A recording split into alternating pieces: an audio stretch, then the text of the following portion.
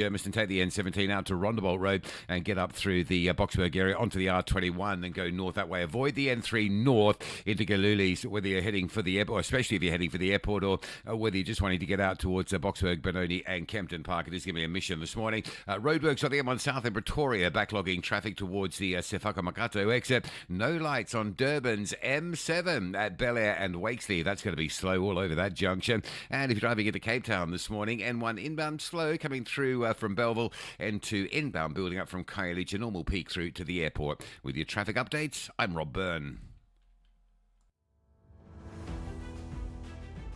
The National Briefing on SAFM.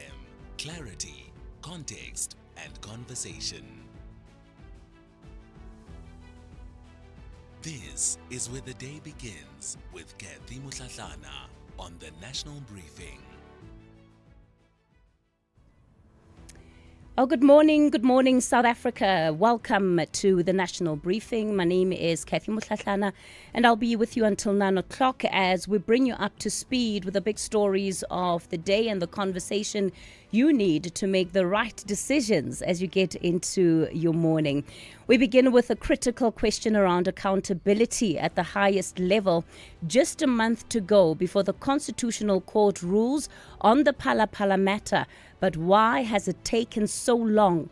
And what does the delay say about the state of our institutions? We'll get in that in the next hour. In the second hour of the show, we widen the lens as calls grow louder for judges themselves to come under scrutiny, with proposals for lifestyle audits to protect the integrity of the judiciary. That will be our big story in 7 o'clock hour. And then on the ground, the lived reality of governance failure. Residents in Machabeng say they're forced to live in raw sewage with serious health and economic consequences. In our municipal watch, we hold local leadership accountable after 8 o'clock. And of course, in between all of that, your latest market update, sports update, and of course, a look at what's happening around the world and the stories that have broken overnight. All of that coming up on the show in a moment. First, we'll take a quick break and then we'll get into your newspapers. If you think you cannot afford a lawyer, think again. Clientele Legal has made professional legal services affordable. You receive up to 745,000 Rand worth of legal services per year. Our range of plans include cover for you, your spouse, children, and extended family. Plans include cover for civil, criminal, and labor-related matters. Whether it's protection orders, gender-based violence, uncontested divorce, or poor service, your Clientele Legal lawyer will be there to assist you. Our services are convenient. Simply pick up the phone and call your lawyer or send us an email and we'll get back to you. All plans include a bail benefit of up to 5,000 Rand and we'll go to the police station and pay it for you. Plus, Clientele Legal offers you 24-hour telephonic legal advice. SMS SAFM to 32195. That's SAFM to 32195. Clientele General is an authorized FSP and licensed non-life insurer. T's and C's online. Standard rates apply. SABC2 is bringing the heat. New shows, new faces, and stories that hit home like the one I'm in. It's called Pinball, and that's where you can catch me, Clementine Musimane, Monday to Friday at 9 p.m. Live in every bit, the pulse of SA.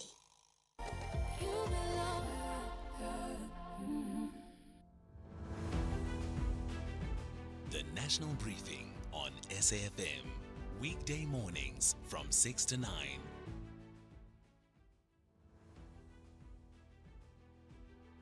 Well, let's get into our front page focus for this morning on the National Briefing.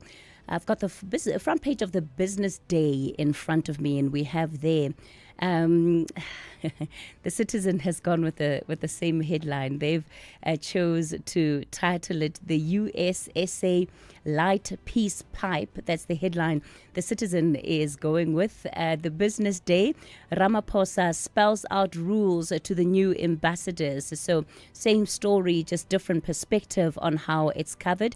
And it's around that meeting that took place yesterday where the president adopted the credentials of those that are part of missions to South Africa.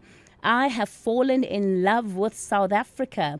That's the quote from U.S. Ambassador Leo Brent Bozell, and seen as smoothing over the rocky path between himself and President Ramaphosa since he arrived in the country.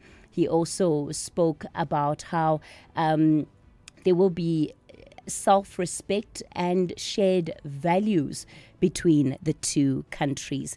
So that's what you can expect on the front pages of The Citizen and also of the Business Day. Or at least on the other side of the front page of the Business Day, ceasefire in Iran, war triggers JSE buying spree, banks, property, mining stocks soar on promise of peace. A promise of peace that didn't last very long, and we'll get into that in the Global Brief shortly. The front page of the Sowetan, we have a picture of the former minister, Dr. Naledi Pandor, during the ceremony that took place yesterday. It was her installation as the fourth Chancellor of the Nelson Mandela Metropolitan University in Gqeberha. Quite a lovely picture with all of the officials of the university sitting down and, giving her a round of applause as she walks across the stage. Their front page story is Aurora Misery, a 15-year wait for measly payouts. Up to 475 workers continue to live in poverty. Some of them are hoping for packages as little as 4,000 rand from the closed mine in order to save their families. You'd remember the firm was co-owned by Zuma and Mandela kinsmen, who will pay only when the 16 million rand is recouped from their liquidators, says a lawyer representing Aurora. This matter has been years. Now, it's been ongoing for years, and the fact that these workers are still waiting for those payments to date, the liquidation of Aurora, of course, only made matters worse, and there are concerns about whether that money will ever be recovered. The front page of the Star, the Concord, is set to rule on the Phala saga. Opposition parties warn that months of delay erode trust in the judiciary.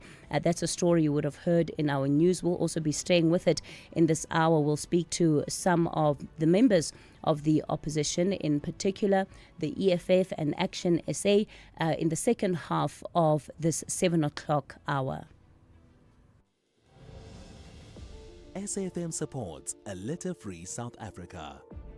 Play your part in keeping our surroundings and environment clean. SAFM, leading the conversation.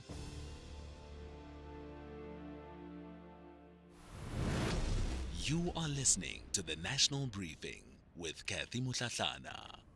Well, let's take at your weather for today and what you can expect. I'll start with the warnings. We have a yellow level 2 warning, severe thunderstorms leading to localized damage to infrastructure, settlements, property, vehicles, livelihood and livestock. Those are expected over the southern parts of the Northern Cape. There's a fire danger warning. Extremely high fire danger conditions are expected over Swartland, Bergrivier, Drakensberg and Beaufort West local municipalities in the Western Cape. There are no advisories that have been issued by the South African Weather Service this morning.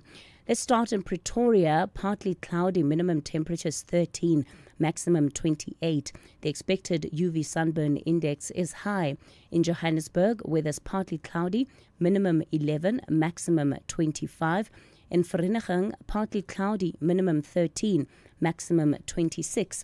In Mbombela, cloudy in the morning with drizzle and fog. Otherwise, partly cloudy, minimum 15, maximum 26. In Polokwane, cloudy in the morning with possible fog patches. Otherwise, partly cloudy, minimum 13, maximum of 26. In Mahikeng, the weather's partly cloudy today, minimum 14, maximum 26. In Vryburg, partly cloudy, minimum 13, maximum 26. In Bloemfontein, it's partly cloudy with isolated showers and thunderstorms, a minimum of 13, a maximum of 24. In Kimberley, it's partly cloudy, becoming cloudy with isolated showers and thunder showers, a minimum of 15, a maximum of 26. In Uppington, it's partly cloudy, becoming cloudy with isolated showers and thunder showers, minimum 18, maximum 29. In Cape Town, it's partly cloudy. The wind is light and variable. Minimum temperatures 21, maximum 33. The expected UV sunburn index is very high. In George, it's partly cloudy with isolated showers and thunder showers in the afternoon. The wind light northerly. Minimum 17, maximum 28. In Gqeberha, it's partly cloudy, becoming cloudy with isolated afternoon showers and thunderstorms. And then taking a look at the wind in Gqeberha today, the wind is light and variable, becoming moderate southwesterly in the afternoon, a minimum of 21 and a maximum of 30 there. In East London, it's partly cloudy, becoming cloudy with isolated afternoon showers and thunder showers. The wind light and variable, a minimum of 19, maximum of 30. In Durban, it's partly cloudy. The wind light northwesterly in the early morning, otherwise moderate to fresh moderate northeasterly, a minimum of 19, a maximum of 28. The expected UV sunburn index is moderate. In Richards Bay, it's partly cloudy.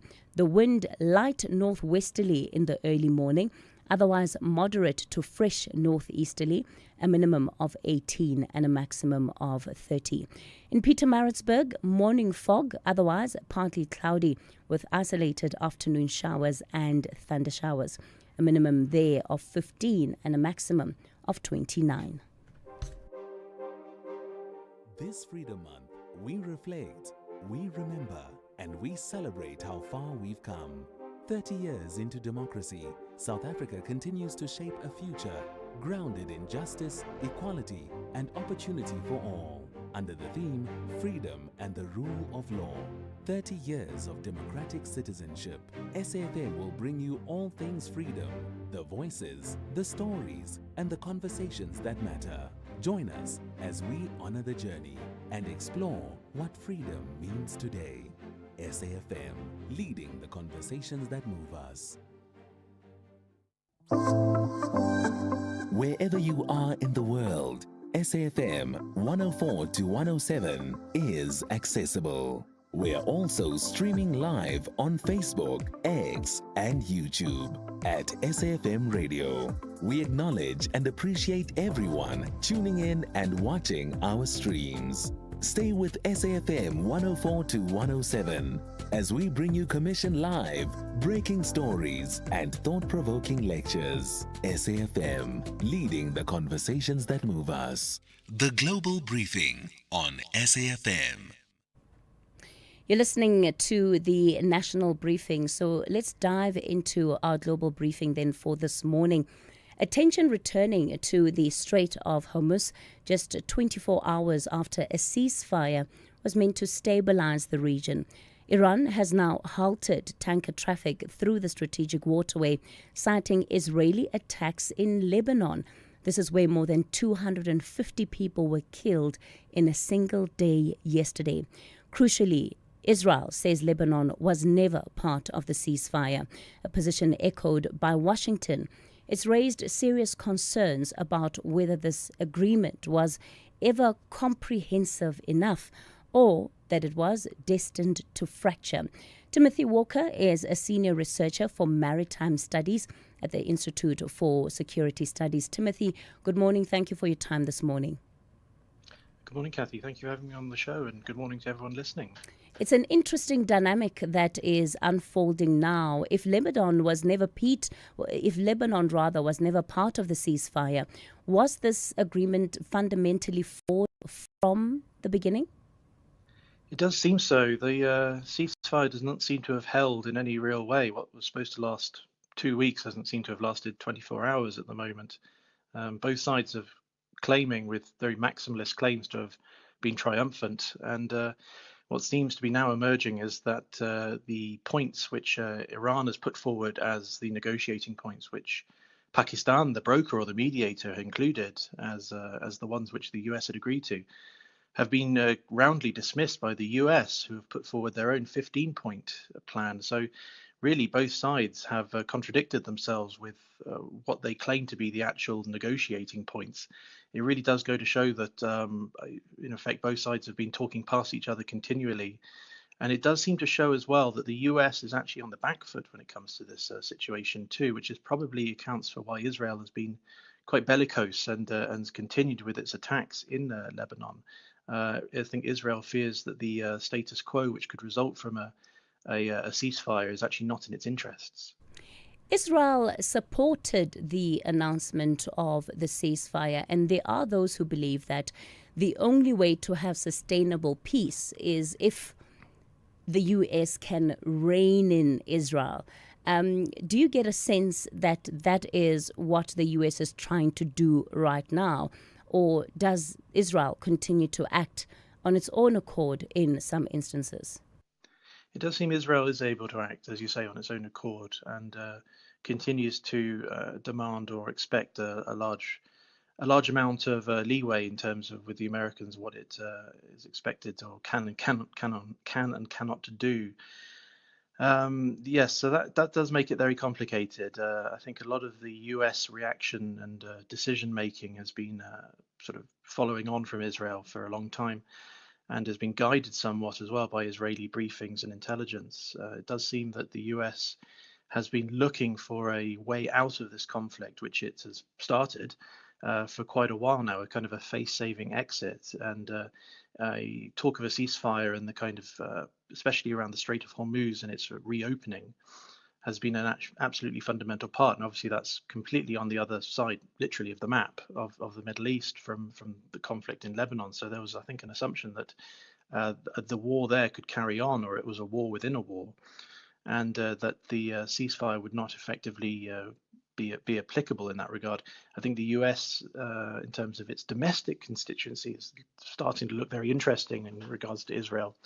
The US, I think, seeking to increasingly, with its vice president seemingly playing a part in these, if they happen, ceasefire talks in Pakistan coming up on Friday and Saturday, is well known to be an isolationist and not looking to have a very prominent international role for the United States. And I think it's starting to cause many within the US to question how its foreign commitments are made. And that is causing, I think, quite a bit of concern amongst the Israelis. Is Iran's move in the Straits of Hormuz in the last 24 hours a proportional response to what has happened in Lebanon? Or do you see it as a strategic escalation, perhaps to even get everybody back to the negotiating table? I think the Iranians have been very adroit at demonstrating that they've been able, with quite limited means, to secure, in their own interests, the Straits of Hormuz. They've claimed that, for instance, that it's been mined and the safe, normal passages for shipping. And they've continued to demand, and shipping companies have accepted that they follow Iranian-defined routes and pay, it seems, approximately about $1 per barrel if it's an oil tanker, which is about $2 million, as a kind of a toll in effect to get out. So Iran has effectively taken something which was international and free in terms of its access. There was no restrictions apart from maybe some safety of navigation issues, but shipping could go in and out of the Persian Gulf and the Straits of Hormuz without any coastal interference, really. Iran has always threatened that if it were attacked, this is one of its options it would do, and it's done exactly what it said it would do. I think the United States has done an incredible miscalculation when it came to the assumption, maybe based on what they did with Venezuela, that if they were to take out, in whatever fashion, the head of state, that the whole government would fall into line. And what's happened is that Iran has implemented a strategy which it's clearly been planning and considering for several years, and it's not about to let that go. It is a geographical choke point. The shipping is really bottlenecked on either side, and if you shut that down, it's impossible to get the oil from not just Iran out or Saudi Arabia out. They are able to ship it out via different areas and pipelines. But the UAE, Bahrain, Qatar, Kuwait, and Iraq have really suffered as well. So they're not about to let that leverage go, leverage which they're able to exert through geography and actually, as I say, quite limited means. And what the United States has shown is that without looking to force its way into back into the Persian Gulf, or to contest Iranian control of the Straits of Hormuz, you've ended up with a situation which could actually have really fundamental upending of not just the law of not just power in the region, but the actual law of the sea itself. Something which Iran and the United States are not actually signatories to. So what was actually turned out as a sort of an immediate tactical reaction with a strategic effect has turned into something which could actually have, in effect, global ramifications in the end. And that is effectively a demonstration of real power, and something which Iran, despite being attacked and despite having its military degraded and its head of state killed, is actually in quite a powerful position as well. And it's looking to leverage and exert that wherever it can. And if it feels its proxy in Lebanon, Hezbollah, which it's supplied and effectively underwritten since its formation, is being attacked, and that is unacceptable. And it feels it can do something about it just by re-exerting control, which the Americans have not tried to dispute. Sure. It will do so. Timothy, we also have diplomatic channels that are under increasing strain in that area. Yesterday, 250 people died in that onslaught. Are we looking at a situation where the region is sliding toward a wider multi-front conflict? It does seem so. I think Israel is determined to, it seems, claim effectively, it looks like annex, but claim some of the territory in Lebanon as a kind of security buffer, which it effectively did for several years from the 1980s onwards, without actually having much improvement to its internal security situation, because effectively what happened was that led to the creation of Hezbollah, which is who it is fighting now. It's not fighting the Lebanese government. The Lebanese government is effectively a bystander in this process. What Israel has done for a long time is practiced a doctrine of strangely called mowing the grass, where it has often used limited attacks, but always destabilizing attacks on Hezbollah as well as Hamas to put them off to an attritional phase of war, really, to put them off their step and to really kind of trying to keep them down, in effect, like fighting weeds in the garden. That's shown to be effectively null if Iran is able to exert global pressure on Israel, something which is not really experienced too much, because America has always been effectively its shield at the United Nations by vetoing any kind of security resolution on Gaza. So Israel is in effect looking at a situation where its previous strategies and doctrines maybe aren't very effective anymore in this changed environment, and it's looking to effectively exert or gain as much leverage and control over its surrounding territory and people, the people around it, as it can. The situation as it will pan out, maybe with the ceasefire negotiations, again, it's very confusing whether that will actually pan out as it's been told by the two main parties.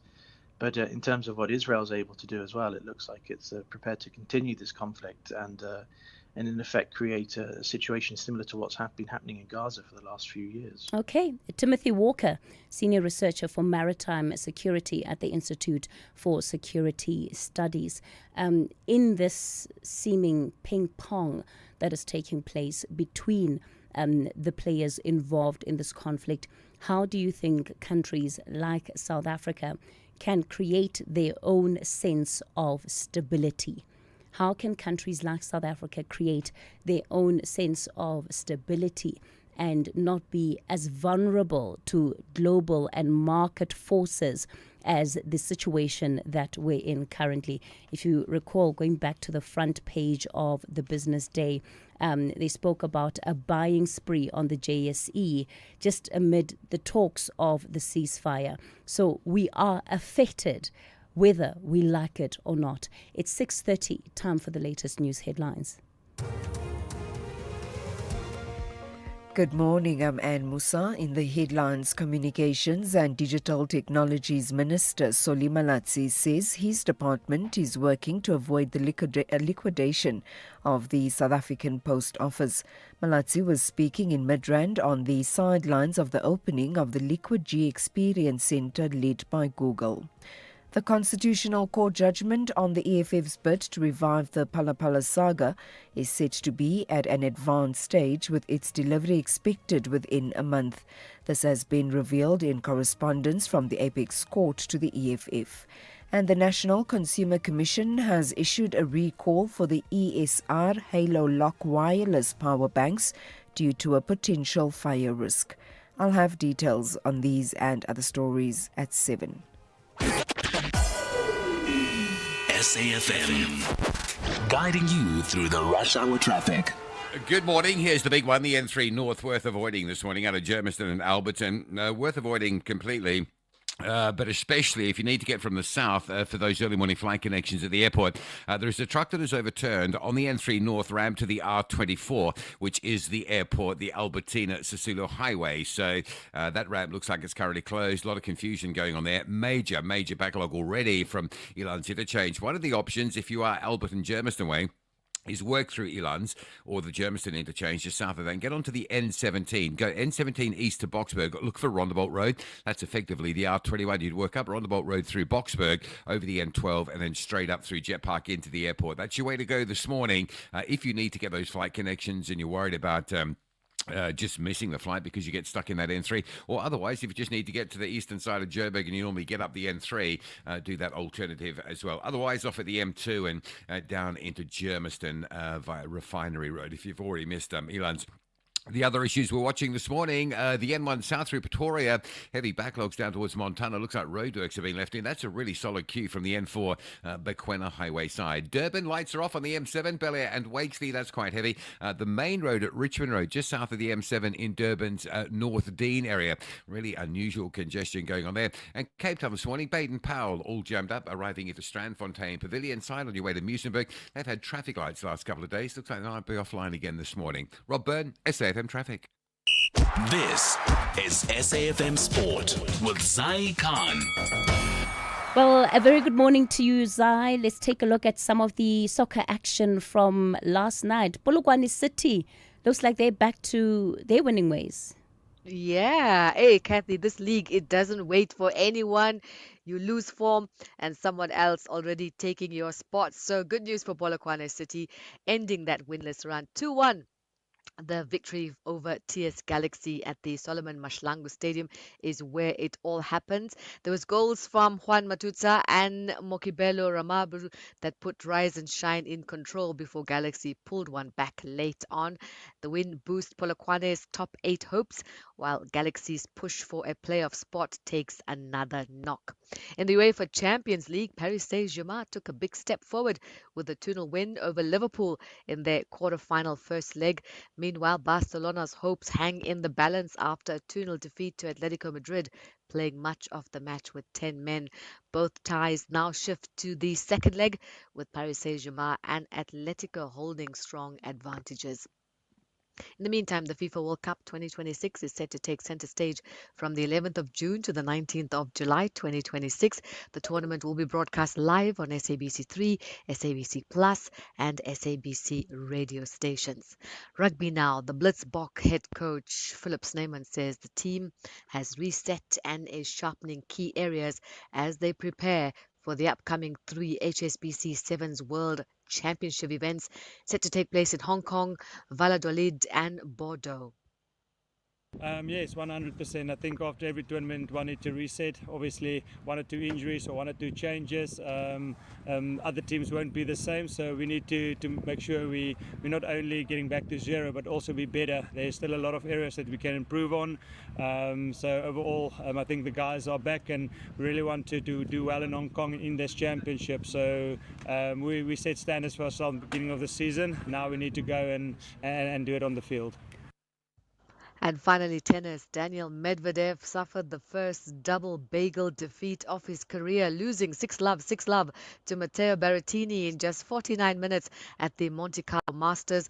Medvedev made 30 unforced errors and smashed his racket in frustration, while Berrettini hailed it as one of the best performances of his life. The Italian Berrettini, ranked 90th, now faces Brazilian, the teenager João Fonseca in the final 16. World number 3 Alexander Zverev staged a dramatic comeback to beat Christian Garin 4-6, 6-4, 7-5. reeling off 5 straight games after trailing 5-3 in the decider. Zverev will meet the Belgian Zizo Bergs, who upset the defending champion Andrei Rublev. The fourth seed Lorenzo Musetti was also sent packing by Monaco's Valentin Vacheron, while Felix Auger-Aliassime and Casper Ruud advanced. That's your sport. We'll serve it up some more. Top of the hour, I'm Zaikan. The Market Brief with Ndauleng Lechela on SAFM. Ndauleng, US officials, at least the Fed officials, remain concerned about inflation. Morning, Cathy. Now, the minutes, we find this out from the Fed minutes, which offer deeper insight into why policymakers chose to hold rates last month. And taking a deep dive into those minutes, what emerges is a central bank growing more cautious on inflation, but not yet abandoning its easing bias. Now, officials warn that inflation could stay above the target for longer, partly due to elevated oil prices linked to the Middle East conflict. Even with a ceasefire in place, or somewhat, oil remains well above February lows of about $60 to $65 a barrel, keeping upside risks to inflation intact. Now, this has led some policymakers to adopt a more two-sided stance, keeping the possibility of rate hikes on the table. That said, this is not a signal of imminent tightening. The approach remains data dependent and meeting by meeting. Now, similar tone is evident from the South African Reserve Bank, where Governor Lesetja Kganyago and his team are also in wait-and-see mode, outlining two scenarios that play on the Rand oil dynamic, saying if the war goes on for about 2 months, there'd likely be one rate hike and several hikes if it goes on for more than a year. Let's take a look then at our markets for the morning, Ndauleng.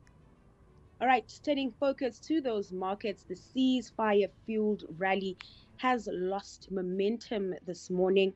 Asian stocks opened lower, erasing much of yesterday's gains after Iran's parliamentary speaker accused the US of breaching the terms of the 2-week ceasefire. Oil prices also reacting, up 2%, trading near $97 a barrel, while currency markets show mild nervousness. The rand is slightly weaker at 16.42 to the dollar, but steady against the pound at just above 22 and trading around 19.17 to the euro.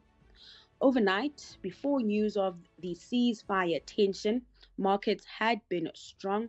The JSE surged with most sectors in the green, pushing the all-share index up nearly 4%.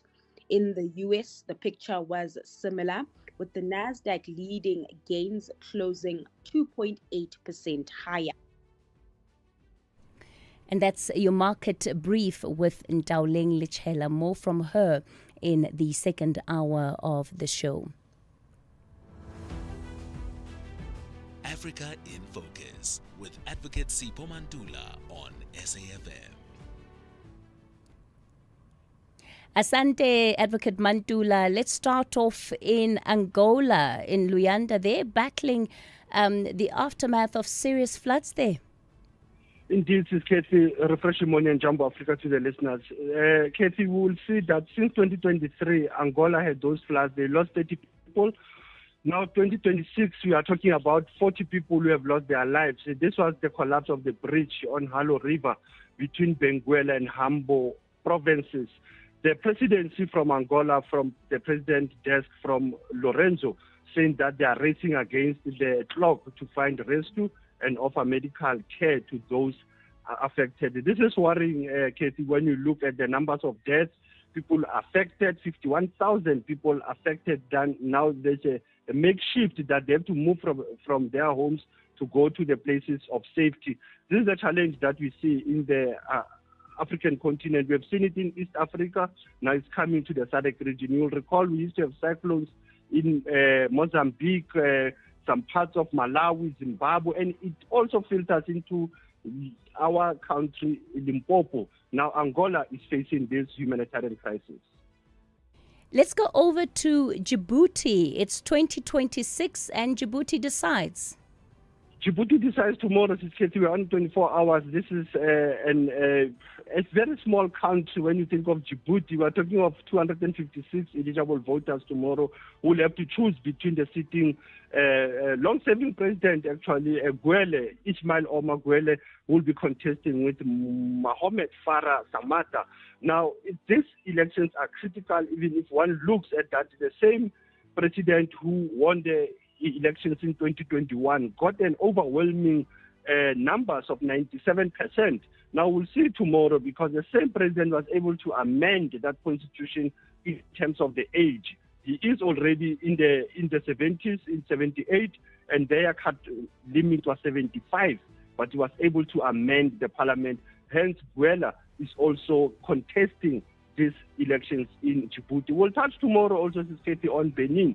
Benin also have elections on Sunday. So this is an election fever in the continent. Let's go to our neighboring Lesotho now. There's a passport crisis. There's a passport crisis, and you normally don't find it in the mainstream media, such stories. You find it in Ground Up. When you look at Ground Up investigative journalism, you find that this question of the passport, it is the issue of the backlog, but why the backlog? The question of the machines. If those machines that have to issue passports that are being delayed, we have 50,000 pending passports that the government of Lesotho admitted in some of the internal memorandums that have been moving. And we know this will affect migrant workers, domestic workers who are at home for Easter holidays. Now, how do they come back when they cannot even have their passports being issued? This is a serious challenge in the SADC region. How do we handle this issue of travel documentation that are proper and that are not being delayed? And you'll recall, South Africa had the same problem, if you recall, on the licenses, that machines have to be bought outside the African continent. Now you ask yourself, Lesotho is struggling with the machines to print out their travel documents. Oh, what a really, really difficult story, particularly logistically for those that are making their way in and out of Lesotho into South Africa on a day-to-day basis. Well, let's get into our historical archive. Niger, 9 April 1999. It's almost 27 years ago, Cathy, when the Niger president Ibrahim Barre Mainasara was assassinated by his own presidential guard while boarding a plane to the capital city. You'll know, normally when you assassinate or you cause a coup, communication lines, radio stations and borders will be closed. This is a sad moment, and remember Niger, Burkina Faso and Mali, they are on what we call the Alliance of Sahel. Asante sana, as is Cathy, as we are still leading the true conversation, SAFM observing the Freedom Month. EFC returns to Johannesburg this Thursday. The undisputed heavyweight champion, Matunga Triple H Jikasa, and Triple H Power is back on top of the mountain. Takes on the undefeated Senegalese warrior, Adama Diop. Adama Diop takes the KO. Plus, middleweight contenders collide as JT Botha battles Mwandile Hlongwa. EFC 132, live from the World Sports Betting Arena. Watch it on SABC Sport Channel on DTT Channel 4 from 7 p.m. Brought to you by SABC Sport.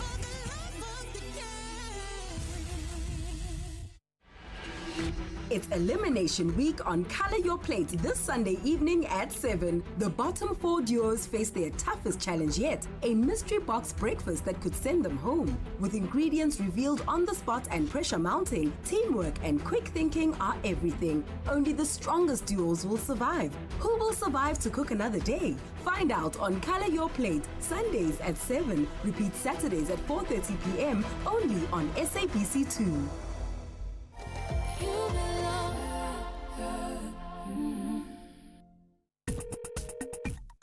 Call SAFM now on 086 000 2032.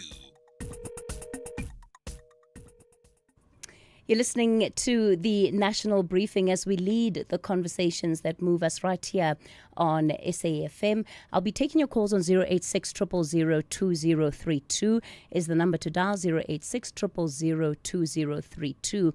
And on the WhatsApp line, you can send those WhatsApp voice notes on 0614 104 107. The question that we've already asked this morning is, how do you think countries like South Africa can build internal stability in the face of global crises? So what should South Africa do to better insulate itself from this US-Israel-Iran war, given the fact that the situation does not look like it's going to get better anytime soon, especially after that ceasefire seemingly not holding in the last 24 hours. So I'll take some of your calls and text messages on that. In fact, let me go to the phone lines.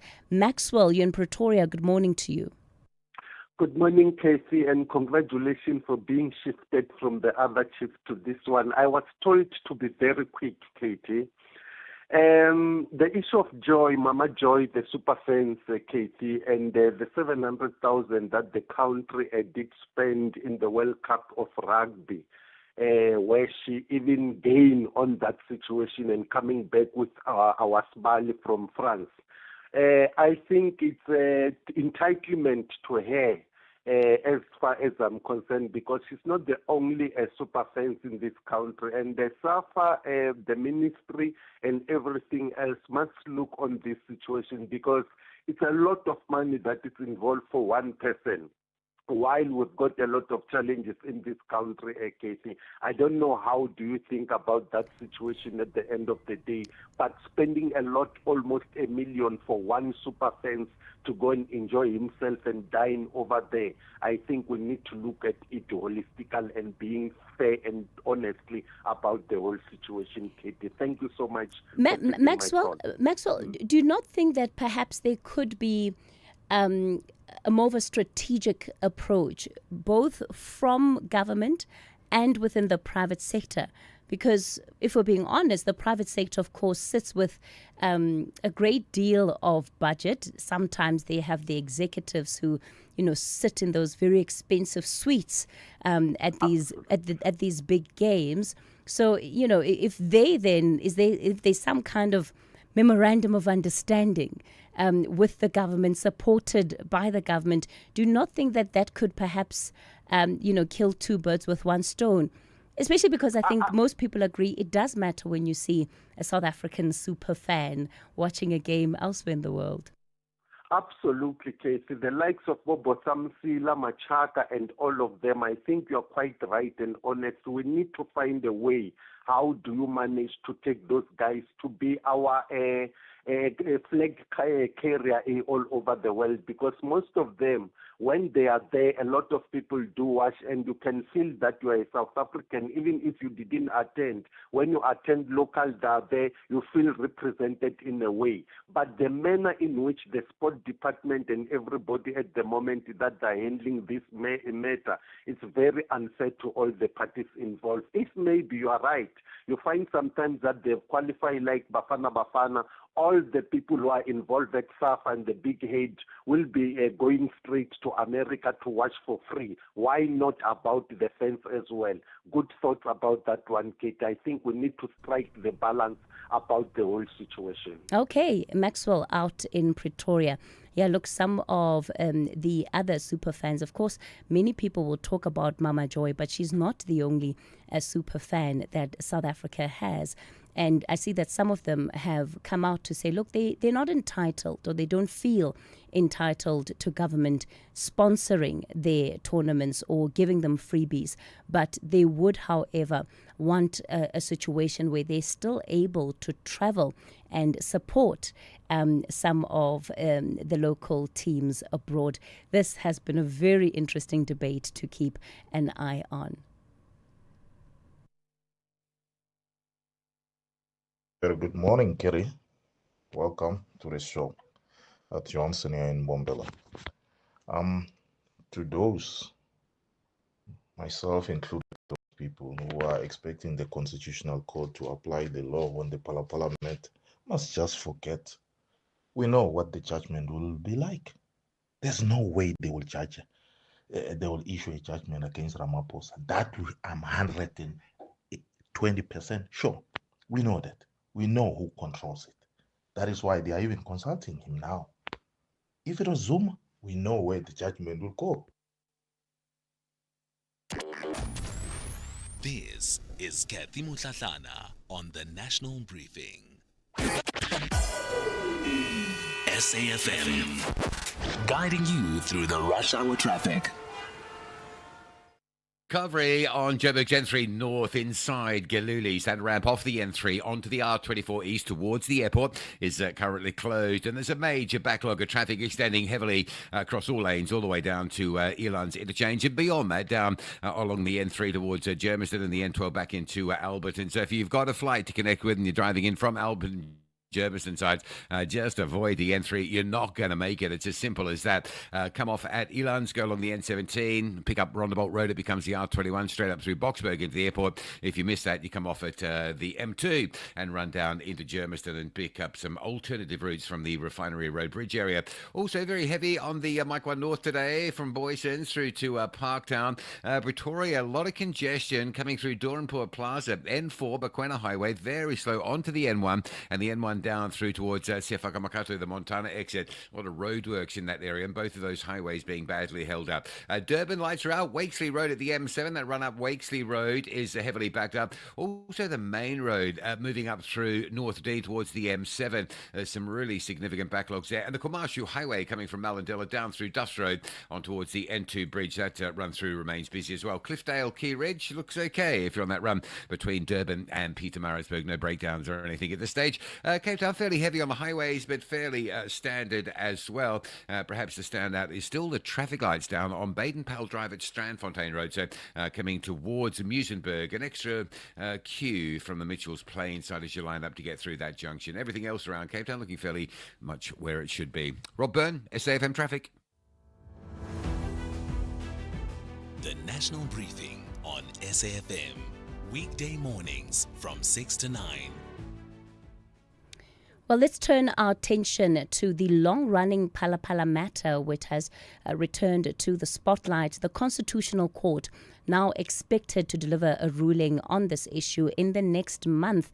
The Economic Freedom Fighters has slammed the delay as unacceptable, warning it erodes public trust in the judiciary and accountability at the highest level. In a moment, we'll be in conversation with the EFF's Sinawo Tambo. Before we get to that, at the same time, concerns are also deepening over the continued withholding of a declassified IPID report into the Presidential Protection Unit. Michael Beaumont speaks on behalf of Action South Africa. Michael, why do you believe this report has not been made public? Well, I think, Cathy, the answer is that the report has information that the political powers that be want to keep out of the public eye. That is the only reason it was classified as top secret against the provisions of our Constitution. And ultimately, we have been involved in a battle for this report that has waged for the last 12 months. If that report had said that the Presidential Protection Unit members had operated within their legal limits, we would all have it in front of us right now, but we don't. And we know that's because the public protector has found that they operated outside of their legal mandate. And those Presidential Protection Unit members, when they unlawfully investigated the crime of robbery at Phala, had one job and one job only, and that was to protect the president and not to pursue justice in the interest of all South Africans. And that's why this has been kept from the South African people. What will you be doing, Michael, to ensure that that report does ultimately come into the space of the public domain, that we do get to hear and know what was found and uncovered? Well, we were initiating legal action when the police minister announced in February that he had declassified the report. We initiated a new PIA application, which oddly has been refused. And that is why we've now written to the minister to clarify whether he was being dishonest about his claim of declassification, or whether, in fact, IPID just simply ignores the minister as a temporary inconvenience. We need clarity on that matter, but if necessary, we will approach the courts once again because the South African people must see that document. We must also see that the police minister has threatened that large parts of it, should it ever be made available, have been redacted. Now, how legally do you redact a report that you have declassified is a question that may well need to be ventilated in our courts, because there's a history in our country of political cover-ups to protect presidents. What's really alarming is that this has always been an ANC agenda to protect ANC presidents. This is now a multi-party GNU agenda to protect a president, with opposition parties who once were vocal on the subject now absolutely silent on this issue. Michael Beaumont, let's leave it there. Another party that has stayed vocal on this matter is the EFF. Sinawo Tambo speaks on behalf of the organization. Just to recap, the EFF approached the Apex Court in 2024, challenging Parliament's December 2022 decision to not adopt the Section 89 panel report. Now, that panel report had found that President Cyril Ramaphosa may have a case to answer. So now the Constitutional Court has been under visible strain. Turnaround times have more than doubled in that particular court. What does the president's delay in particular in filling vacancies there say about how urgent he's taking this matter? Good morning and good morning to the listeners. I think it's a reflection of his lack of regard for constitutional democracy, who cared about democracy and its that and successes. But I'm ensured the process of filling vacancies was undertaken. But as someone who has been educated in so now the connection to you is not great. I'm going to ask you to try and move around as you perhaps come back with an answer. And of course, just to put into context there, the Constitutional Court has not had a full bench since 2016. There are two key vacancies from 2021 that remain unfilled. This, of course, is adding pressure on the court's judges, who often have to rely on acting judges to come in and form a quorum or pick up on some of the workload. And the backlog is not just impacting the Phala matter, it's impacting many other cases. Sinawo?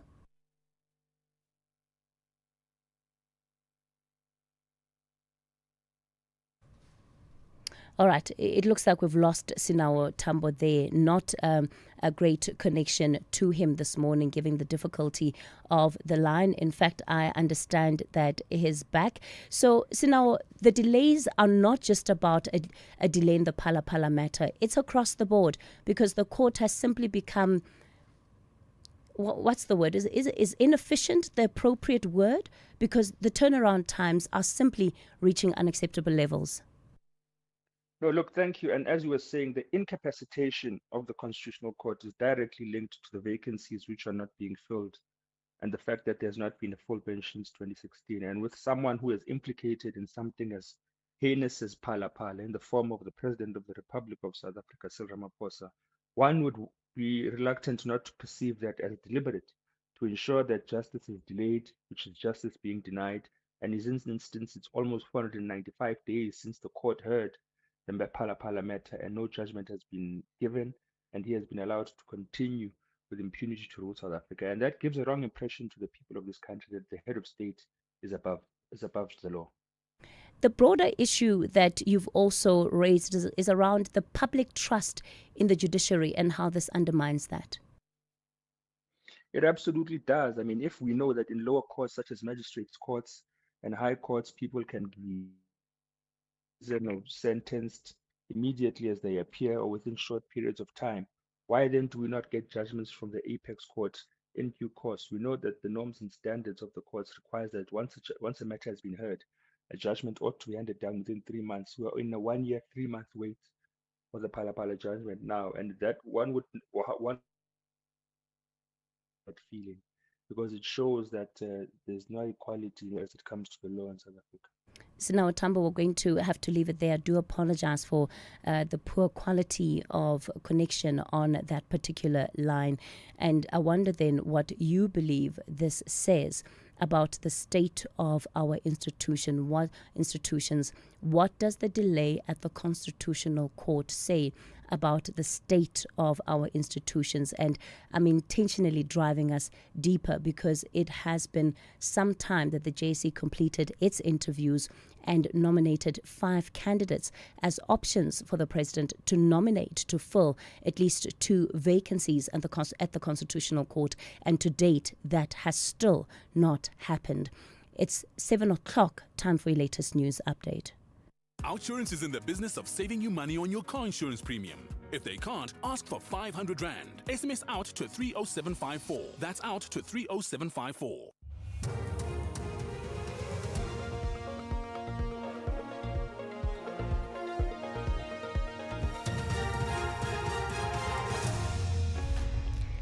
In our top stories, government working to avoid post office liquidation and power banks recalled over fire risk. Good morning. Minister of Communications and Digital Technologies Solly Malatsi says liquidation of the South African Post Office is something his department is working on to avoid. Malatsi was speaking in Midrand on the sidelines of the opening of the Liquid-G Experience Centre led by Google. He says the post office could survive the next 6 months, but only if government interventions succeed. We have been working on a private partnerships proposal. We are continuing to fine-tune that so that we can extract value from that, because the future, quite frankly, is through public and private partnerships in repositioning of the post office. The Madlanga Commission of Inquiry has heard how a junior Tshwane Metro Police officer allocated 42 sites to security company Gubi's 85 Solutions, even though he did not have the designated powers to do so. Tshwane Metro Deputy Police Chief Sean Bolais said Inspector Lebohang Piri allocated the sites to the security company irregularly. Bolais' testimony relates to when he acted as the caretaker for Asset Protection Security Services, where the allocated sites were under his supervision. But to do it in this way, allocating sites by a junior person, and there's no further communication on a high level or an assessment done or a pre-approval done, that's why I say when you look at it, at the look of it, it looks irregular, and we now know this is irregular. The Constitutional Court judgment on the EFF's bid to revive the Phala saga is said to be at an advanced stage, with its delivery expected within a month. This has been revealed in correspondence from the Apex Court to the EFF. The party's been calling for the delivery of the judgment on the matter, which was heard on the 26th of November 2024. The EFF turned to the Court to challenge Parliament's December 2022 decision not to adopt the Section 89 panel report, which found that President Cyril Ramaphosa may have a case to answer on the issue. This is in relation to a February 2020 incident where Ramaphosa's Limpopo farm was rocked by a burglary where foreign currency was stolen. The National Consumer Commission has issued a recall for the ESR Halo Lock wireless power banks due to a potential fire risk. Consumers who have the model 2G505B ESR Halo Lock power bank are advised to return it to the place of purchase. The products, which were imported from China, are black in color and have 5 circular LED display lights. They were sold by online stores. Ditebohon Tamane reports. According to the supplier, the power bank presents a risk of fire as the lithium-ion batteries can overheat whilst in use. The NCC says the lithium-ion batteries of the recalled product may overheat during use, posing a risk of fire and burns to consumers. Consumers with the affected products are urged to stop using them and return them to a point of purchase. Consumers who have questions or inquiries about this recall are encouraged to contact Product Recall at the ncc.org.za. And finally, the head of NATO, Mark Rutte, says he had a very frank and open discussion with Donald Trump after the US president expressed disappointment with the defensive alliance over the war he started against Iran. He says he pointed out to Trump that many European nations had in fact been helpful with the logistics and the flights. The BBC's David Willis has the details. His frustration with the alliance has come to a head over member nations' lack of support for his war with Iran, as well as declining to send naval forces to help reopen the Strait of Hormuz. Several NATO countries denied American warplanes the use of their airspace. Earlier, the White House had said Mr. Trump's discussions would include America's possible withdrawal from the alliance, but that can only be done with the approval of Congress. Recapping the top story, Minister of Communications and Digital Technologies Solly Malatsi says liquidation of the South African Post Office is something his department is working on to avoid. He says the Post Office could survive the next 6 months, but only if government interventions succeed. For SAFM News, I am Anne Musa. Theft, accident, and 1 million rand third-party cover for your older car. Outsurance Essential has it all. Get a quote. SMS car to 43185. That's car to 43185. If you drive an older car, you've got to hear this. For his 2014 Chevrolet Sonic, 68-year-old John chose Outsurance Essential Car Insurance because his claims get paid out in cash and he chooses his own panel beater.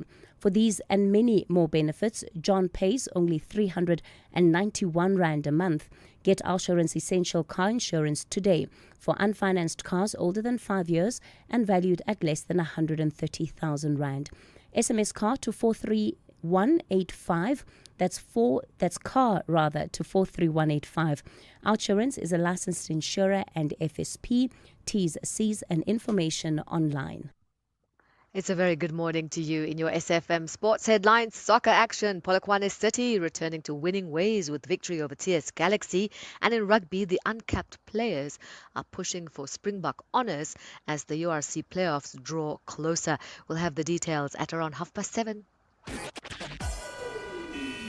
SAFM, guiding you through the rush hour traffic. Very good morning. Major delays coming up the N3 into Galulis. If you're driving in from Alberton and Germiston, it's a morning where it's worth avoiding N3 North into Galulis. Truck crash recovery inside the interchange, and it's a massive queue that just continues to grow deep into Germiston and Alberton. One of the options, particularly if you want to get to the Ekurhuleni side, is off-ramp at Elands. Go down the N17, take the Rondebolt exit, get up through Boksburg on the R21, and that takes you through Jet Park straight into the airport. Job done. You've avoided a massive backlog. Otherwise, the Mike 1 going south, a crash at Ormonde, northbound from Gold Reef City up to Parktown looking heavy. Crash leaving Benoni on the N12 at Atlas Road, so very slow on your way through to Boksburg this morning. Pretoria's N4, Bakwena Highway, some roadworks as you ramp onto the M1 south all the way down to Montana. That looks very heavy indeed. Durban, the main road, heading north up through North D towards the M7's bad. No traffic lights on the M7 at Bel Air and Wakesley. If you're bluffbound, that's a massive queue of traffic to work through. And Cape Town highways, no major obstructions this morning, but just slow on the N1 inbound from Plattercliff Hill to Kuba. Get a change. N2 from the airport back through to Hospital Bend. With your traffic update, I'm Rob Byrne. The National Briefing on SAFM. Clarity, context, and conversation.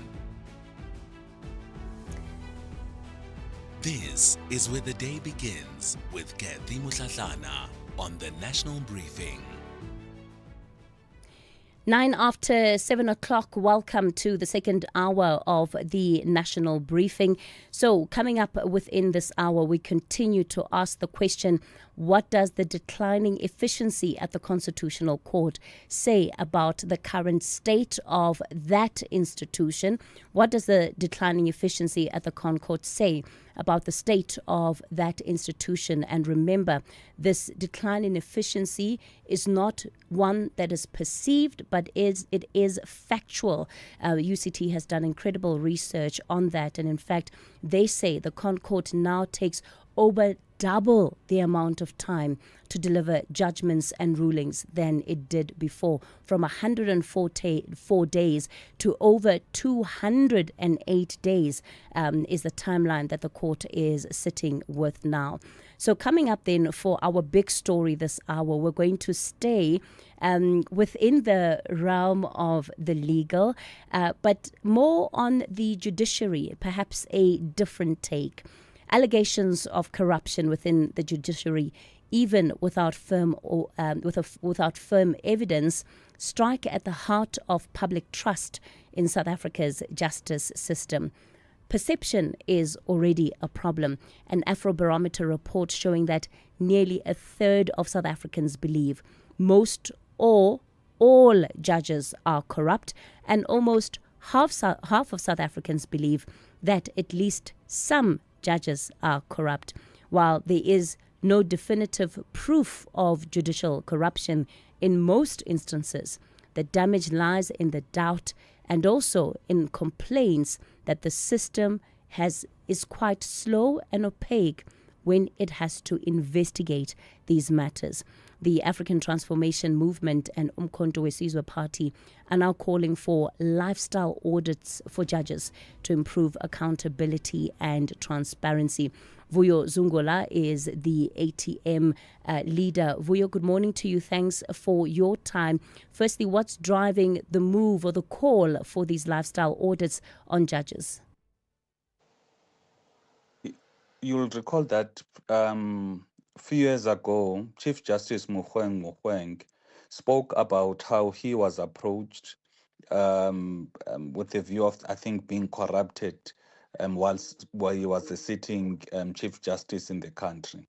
However, if we can just take it back, currently there is a judge that is in court for being corrupted in terms of how she handled a particular case.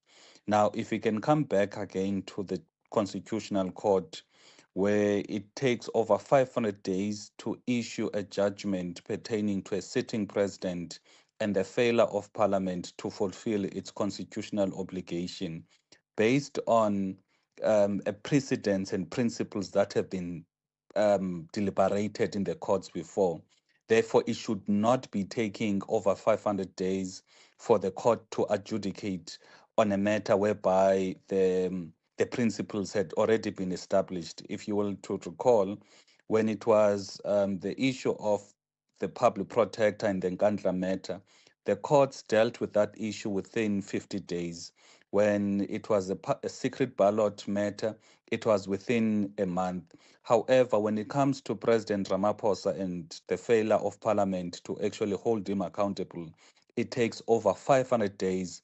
Therefore, as you correctly stated, the credibility of the Constitutional Court is in question.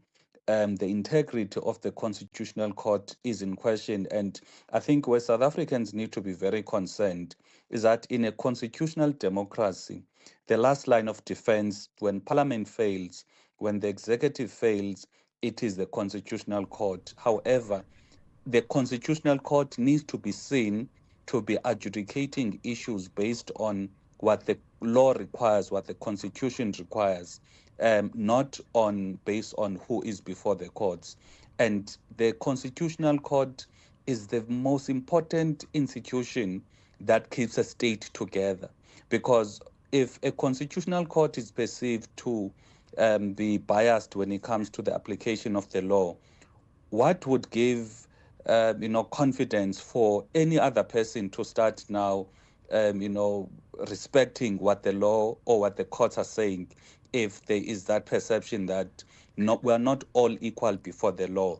So, and in the case of Phala, it is very clear we are definitely not equal before the law. So, Vuyo, of course, that can be one way of looking at the matter, right?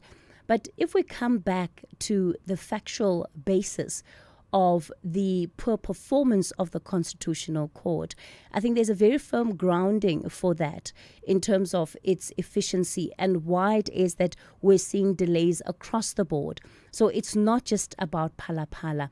It's, it affects all the cases that are before the Constitutional Court currently.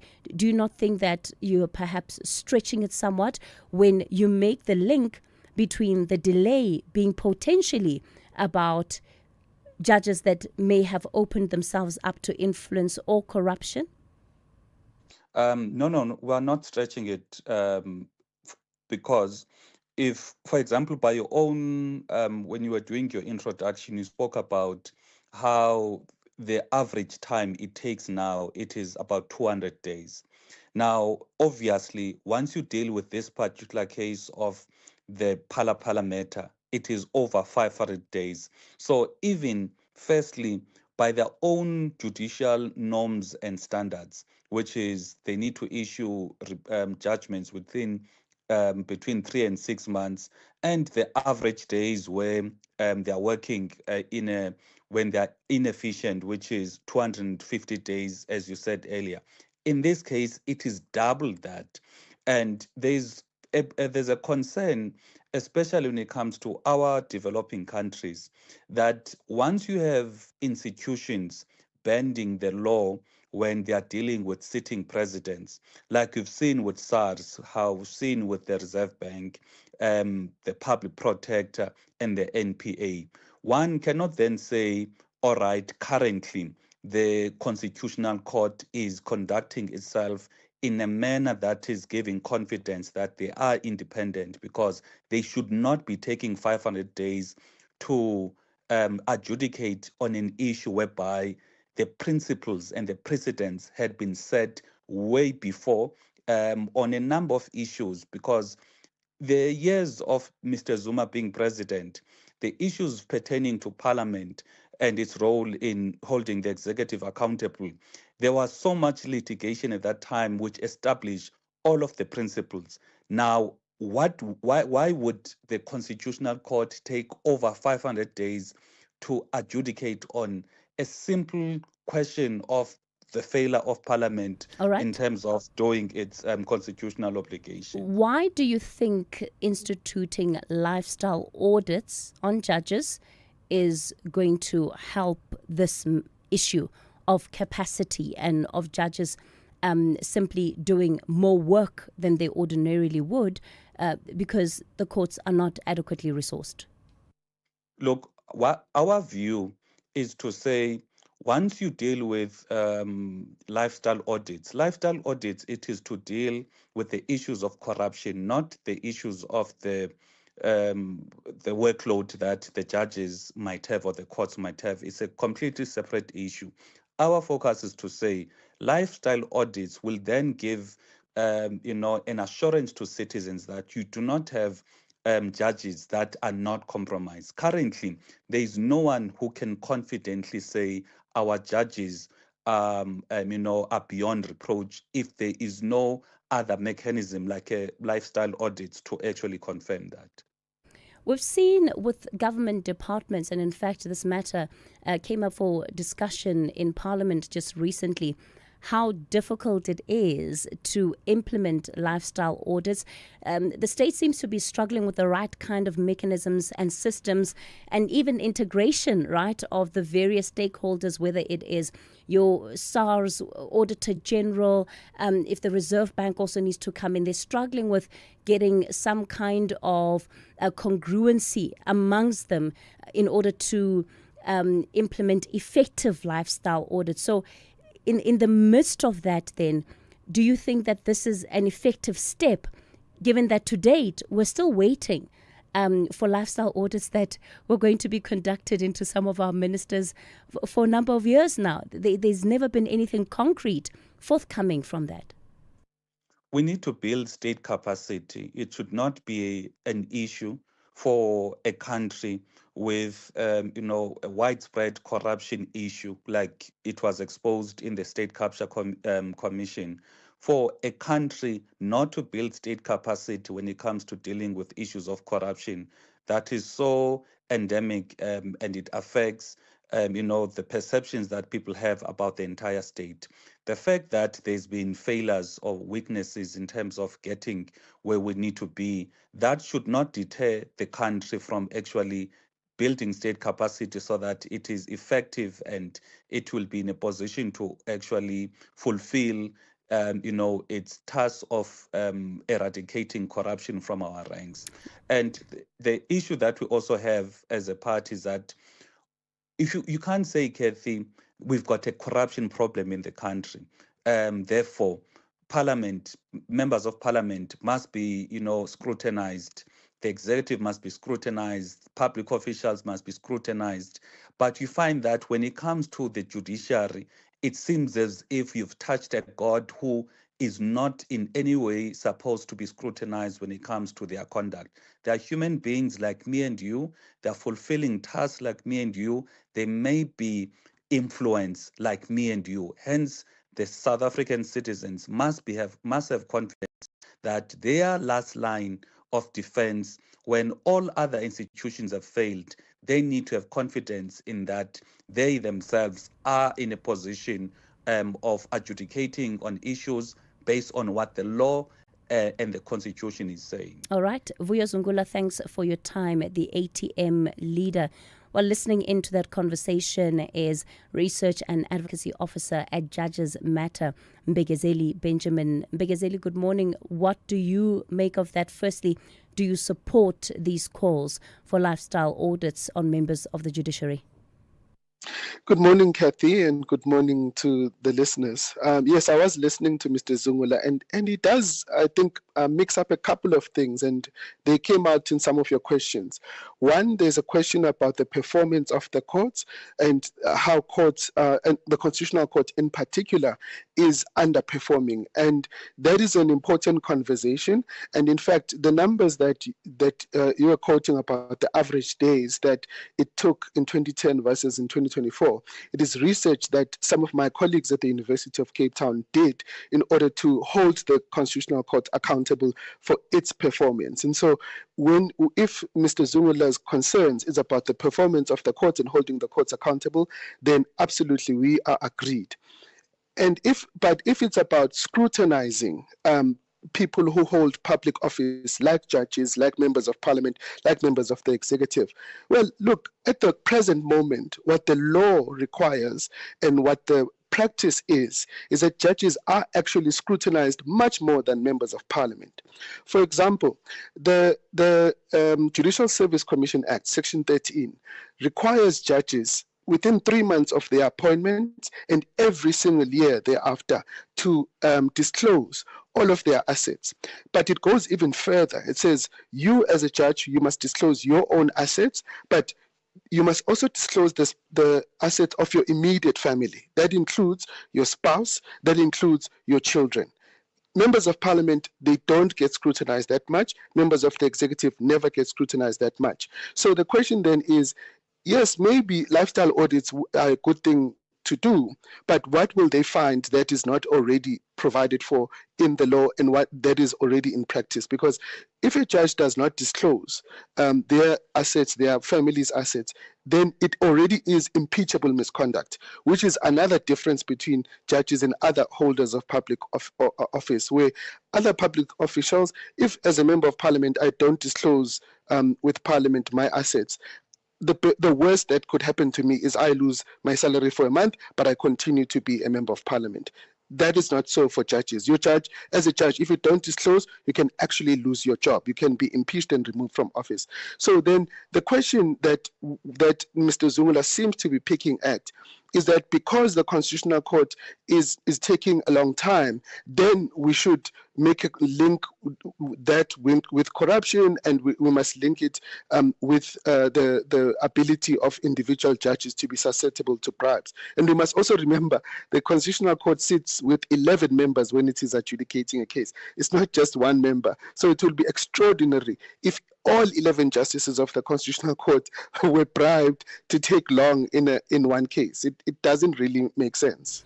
What we can't run away from, Mbegezeli, and perhaps to be fair to the broader point that Mr. Zungula is raising, is that the perceptions around the judiciary and corruption are only increasing within South African society. If we go back to the Zondo Commission, there were allegations there about judges receiving bribes in order to influence outcomes of a court decision. Today, we look at the Madanga Commission of Inquiry.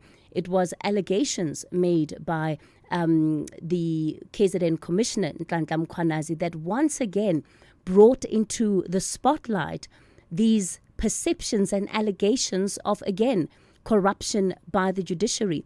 The challenge, yes, might be that it's very difficult to substantiate. But when we look at how corrupt all the other systems of governance seem to be, how plausible is it that members of the judiciary have been completely immune? No, it is absolutely. We can't give a blanket statement and say that judges are beyond being bribed, and that's something that we absolutely cannot say. But Cathy, we must be careful about perceptions and reality. Yes, there is a strong perception across the board that the judiciary is corrupt. There is a perception that other arms of state are corrupt. So we do, as you quote the Afrobarometer, the trust in our public institutions is declining. But our reaction is it must be grounded in facts. You're quite right that there were allegations that were made at the Zondo Commission against judicial officers, one magistrate and one judge. At the Zondo Commission, one magistrate and one judge. As we speak today, the magistrate is on trial for corruption, which is unusual of all of the people at the Zondo Commission. The magistrate is on trial. Number two, just last week, Parliament said that it is undergoing a process of impeachment for one of the judges. And that judge, she is not being impeached because of corruption, because there were no facts to support any allegations of corruption. But she is being impeached for being involved in a state-owned company when she was a judge, and that is not allowed by the law. So already you can see that the scrutiny, the accountability for members of the judiciary seems to be much higher, especially when it is informed by facts. When facts do come forward, there is action taken. Just last year, there was a judge in Pretoria who was alleged to have been bribed to influence a case. That judge today is on suspension. There is already action being taken. The allegations came out in November. Already, a month after those allegations came out, there was action taken. So what we see is that when there are credible allegations brought with evidence, with substantiation, there is action taken. The same goes for the Mohlahlana Commission as we speak right now. The allegations that were made by the police officers, General Mkhwanazi, Witness A, Witness B, were explosive allegations, and they do feed into the perception that the judiciary is corrupt.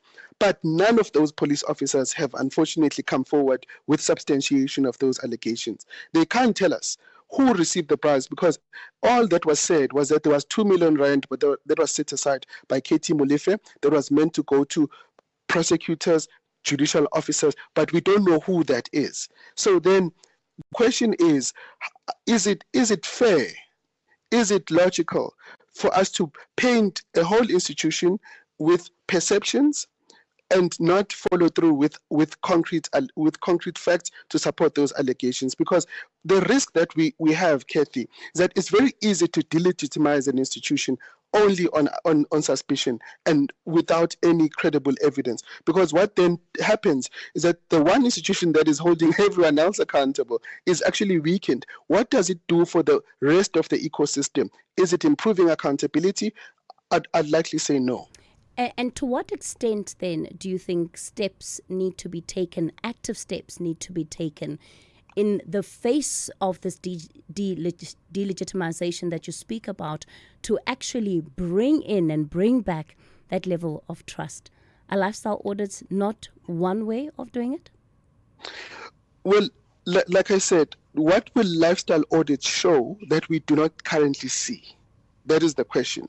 Because currently, as I explained, the law requires judges to disclose their own assets, the assets of their family, the assets of their children, including if a judge were to be accommodated in a house, similar to what the deputy president of the country was apparently living in a house that belonged to his son, and he didn't disclose it to Parliament. A judge cannot do that. So what the information we have right now, it does already show the lifestyles of judges.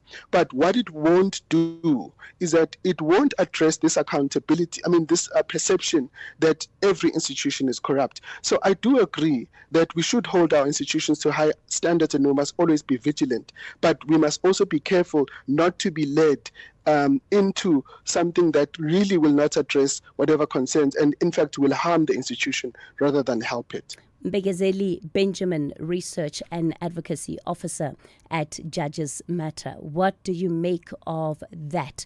And which side of this conversation are you on? 086 000 2032 is the number to dial. On the WhatsApp voice note line, send your text messages and voice notes to 0614 104 107. Coming up in the next half hour, we're going to continue the reality check with Professor Bani Bichana shortly, and he'll, of course, unpack the warning that he's given us earlier this week about South Africa's trajectory towards a failed state and how we begin to turn things around. For now, it's 7:30. Here are your latest news headlines, and Musa is standing by. Good morning. Thanks, Cathy. In the headlines, the Madlanga Commission of Inquiry is expected to continue with testimony relating to the city of Tshwane this morning. The city and its Metro Police Department are embroiled in allegations of tender rigging involving a security tender. A raid by Correctional Services senior officials is underway at the St. Albans Correctional Centre on the outskirts of Gqeberha, the Eastern Cape. Operations started with searching of officials reporting for duty and vehicles entering the centre. And Minister of Communications and Digital Technologies, Mohlahlana, says liquidation of the South African Post Office is something his department is working on to avoid. Mohlahlana was speaking in Midrand on the sidelines of the opening of the Liquid G Experience Centre led by Google. I'll have details on these and other stories at 8. SAFM, guiding you through the rush hour traffic. Well, our top story this morning has been the truck crash recovery inside Galilee's interchange. Nothing's really changed there. It's very heavily backed up coming out of Albert and Germiston, worse than you would normally experience. Normally you get a couple of breakdowns and some roadworks, but this morning with this recovery inside Galilee's, it means just the general flow is so much slower, and that means the traffic is so much thicker and heavier. If you're in a hurry to get to the airport, you're coming from the south side of Joburg, you want to consider getting to Elands and then taking the N17 down to Boksburg, looking for Rondebolt Road, take Rondebolt Road up through the Boksburg area. That becomes the R21 and you go straight into the airport, problem-free, hassle-free, delay-free, using that R21 option. Avoid the run into Galilee's, whether you're going to the airport or just trying to get north or trying to get out to the Ekurhuleni area. It's really bad this morning. Also crashed before Atlas Road. All the vehicles are in the left lane, but if you're coming through from Benoni, from Pitfontein side, it's quite slow on that N12 towards Boksburg. Breakdown, stationary tanker on the N1 south of the William Mandela off-ramp. It's quite a heavy queue from Rivonia side. Allendale Road, coming out of Tembisa through to Midrand around Carstenoff Clinic. Expect a queue there. Attridgeville, really heavy backlogs that side of Pretoria, in, out and through. Just a whole pile of traffic congestion in and around that Attridgeville area, and roadworks on the N4, the Bakwena Highway, ramp to the N1 south, and then roadworks down by Sefaka Makato on the N1, causing quite a heavy backlog from Durham Port Plaza down towards Montana. Durban, the lights off on the M7 at Bel Air and Wakesley. That's very slow this morning from Queensborough if you're bluff bound, and Cape Town, fairly standard sort of traffic patterns. It hasn't been too bad since schools reopen. Where you would expect to be stuck around Cape Town, you are this morning, basically, with the exception of the main road, Muizenberg, Cork Bay, down into Valley on your way to Fischhoek. Very heavy. Rob Byrne, SAFM Traffic. This is SAFM Sport with Zai Khan. Zai Khan, that win by Polokwane City last night was crucial in boosting their standings. Absolutely, Cathy. Momentum coming at the right time for Polokwane City. And I think you have to ask TS Galaxy, there are no easy games in this league. So, yeah, good news for Polokwane City fans. 2-1, a victory over TS Galaxy. All happened at Solomon Mahlangu Stadium. Rise and Shine took control early through Juan Matutsa's curling opener before Mokibelo Ramabu doubled the lead just after the break. Galaxy did pull one back late, but Polokwane holding firm to boost their top 8 ambitions. Well, football, Kruger United, they've moved to the top of the Motsepa Foundation Championship after a 2-1 win over Laruma Lions, opening a 2-point lead over Milford FC. Milford were held to a 1-1 draw by Keswick Stars, while Cape Town City beat Black Leopards 1-0 to move up to third. And I think the standout result came from the Bees, who thrashed Gomorrah United 6-1 to make it back-to-back victories. And there were victories galore in the UEFA Champions League. Paris Saint-Germain taking a big step forward with a 2-0 win over Liverpool in their quarter-final first leg, while Barcelona's hopes hang in the balance after a 2-0 defeat to Atletico Madrid, playing much of the match with 10 men. From there, we head to FIFA launching a nationwide program in Canada aimed at spreading the World Cup atmosphere far beyond the host cities Toronto and Vancouver. The initiative will run across 34 communities, live match screenings, football activations, music, food, and cultural events planned from the 11th of June to the 19th of July. FIFA says the project is designed to inspire the next generation to leave a lasting football legacy in Canada. On to rugby, and the Blitzbok head coach Philip Snyman says the team has reset and is sharpening key areas as they prepare for the upcoming 3 HSBC Sevens World Championship events set to take place in Hong Kong, Valladolid and Bordeaux. Snyman saying that while a title in Hong Kong would be significant, the team's focus remains on controlling what they can. Obviously, we've been able to win Hong Kong in the past, and obviously our focus won't be to win Hong Kong. That's one of our goals, but the focus will be every training session, every first game, every opportunity in that game, make sure we capitalise. But it starts with the off-field stuff. I think the stuff that we can control is the mood and the vibe inside the camp, the competitive excellence, the way we do things off-field, the standards that we set for ourselves. That's the stuff that we can control. We can't control the game day, but yeah, I think the off-field stuff's in place, and I'm very happy with where we are as a team. And finally, cricket. David Miller's late fireworks not enough as the Gujarat Titans held on for a dramatic one-run win over the Delhi Capitals, and that's at the IPL encounter at the Arun Jaitley Stadium. He was battling a thumb injury, but Miller smashed 41 of 20 balls, but Delhi just falling short on 209 for 8. KL Rahul struck 92 of 52 balls, the highest score of the tournament so far, while Rashid Khan starred with the ball for Gujarat, taking 3 for 17. That's your sport. We'll swing back for more at the top of the hour. For SAFM, I'm Zai Khan. The Market Brief with Ndauleng Lechela on SAFM. Ndauleng, let's start with the Public Investment Corporation. It says its investments in Waterfall City continue to sustain at least 20,000 jobs.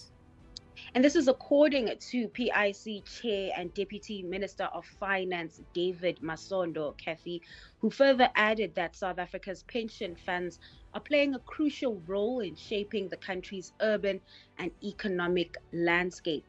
Now, the Government Employees Pension Fund, through the PIC, has invested around 2.7 billion rand in Waterfall City in Midrand, a development partly owned by JSE-listed company Attack. During a site visit this week, Masondo said the investment supports nearly 23,000 jobs and forms part of a diversified property portfolio that also includes inner-city regeneration, affordable housing, and supports for smaller Black-led businesses. Such businesses are part of the PIC's effort to ensure transparency and responsible management of public pension funds. At the same time, the PIC is looking to strengthen its unlisted investment portfolio, which includes businesses that have been more challenging to manage. One example is Daybreak Foods, the poultry company that the PIC is now seeking to partially sell after years of operational and governance difficulties. Namasondo says the corporation is bringing in expert advice to improve decision-making and performance. Ndauleng, we're going to have to pause it there for this morning. Unfortunately, that line to Ndauleng not holding up. We'll see if we can complete that market brief a little bit later in the half hour. The National Briefing on SAFM. Weekday mornings from 6 to 9. Top Sport with Michael Abramson. The oldest and largest school sports festival of its kind, which is hosted annually on the St. Stithians campus, college campus. Alistair Stewart joins us now. Alistair, how do you make that decision in terms of who to invite, who to accept? I think there have been traditional schools that have been with us for many years and continue to want to come back. We keep it open as much as possible with a strong focus on the development of sport in this country. So it's not just those elite schools. What's interesting is many other festivals have started, and I guess as they say, the greatest form of flattery is in the imitation. And we had the St. John's Festival begin back in the late 1990s, and the Kes Festival in Joburg, and this year Pretoria Boys had their very own festival. Top Sport on SAFM. The National Briefing on SAFM. Weekday mornings from 6 to 9. We're leading the conversation on SAFM right here on the National Briefing with myself, Cathy Mohlahlana. So, of course, we'd love to hear from you. I'll be taking your calls on 086 000 2032. That's 086 000 2032. You're more than welcome to pick up on any of the issues we've raised this morning on the WhatsApp voice note line 0614 104 107. That's 0614 104 107. So let's get then into our reality check segment, and I'm going to keep giving an intro about what this segment is about, at least until we've run it long enough that I believe we're all on the same page, right? What we're trying to do is create a moment where we pause, we reflect, and we think seriously about the state of South Africa. Not just what is happening, but why it's happening, what it's costing us, and what we must do to change it, or rather, what must be done to change it. It will hopefully provoke our thinking and enrich our discourse on the state of our nation. Professor Bani Bichana, an anti-apartheid stalwart, has kicked off the reality check for us this week. Professor Bichana, I know yesterday it sounded like you were just getting started, but we were completely out of time.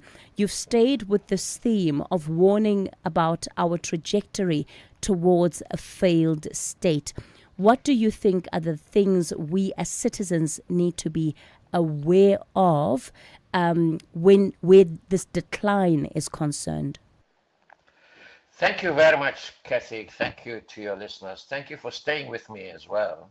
It seems to me that I may have been on the negative side possibly too much.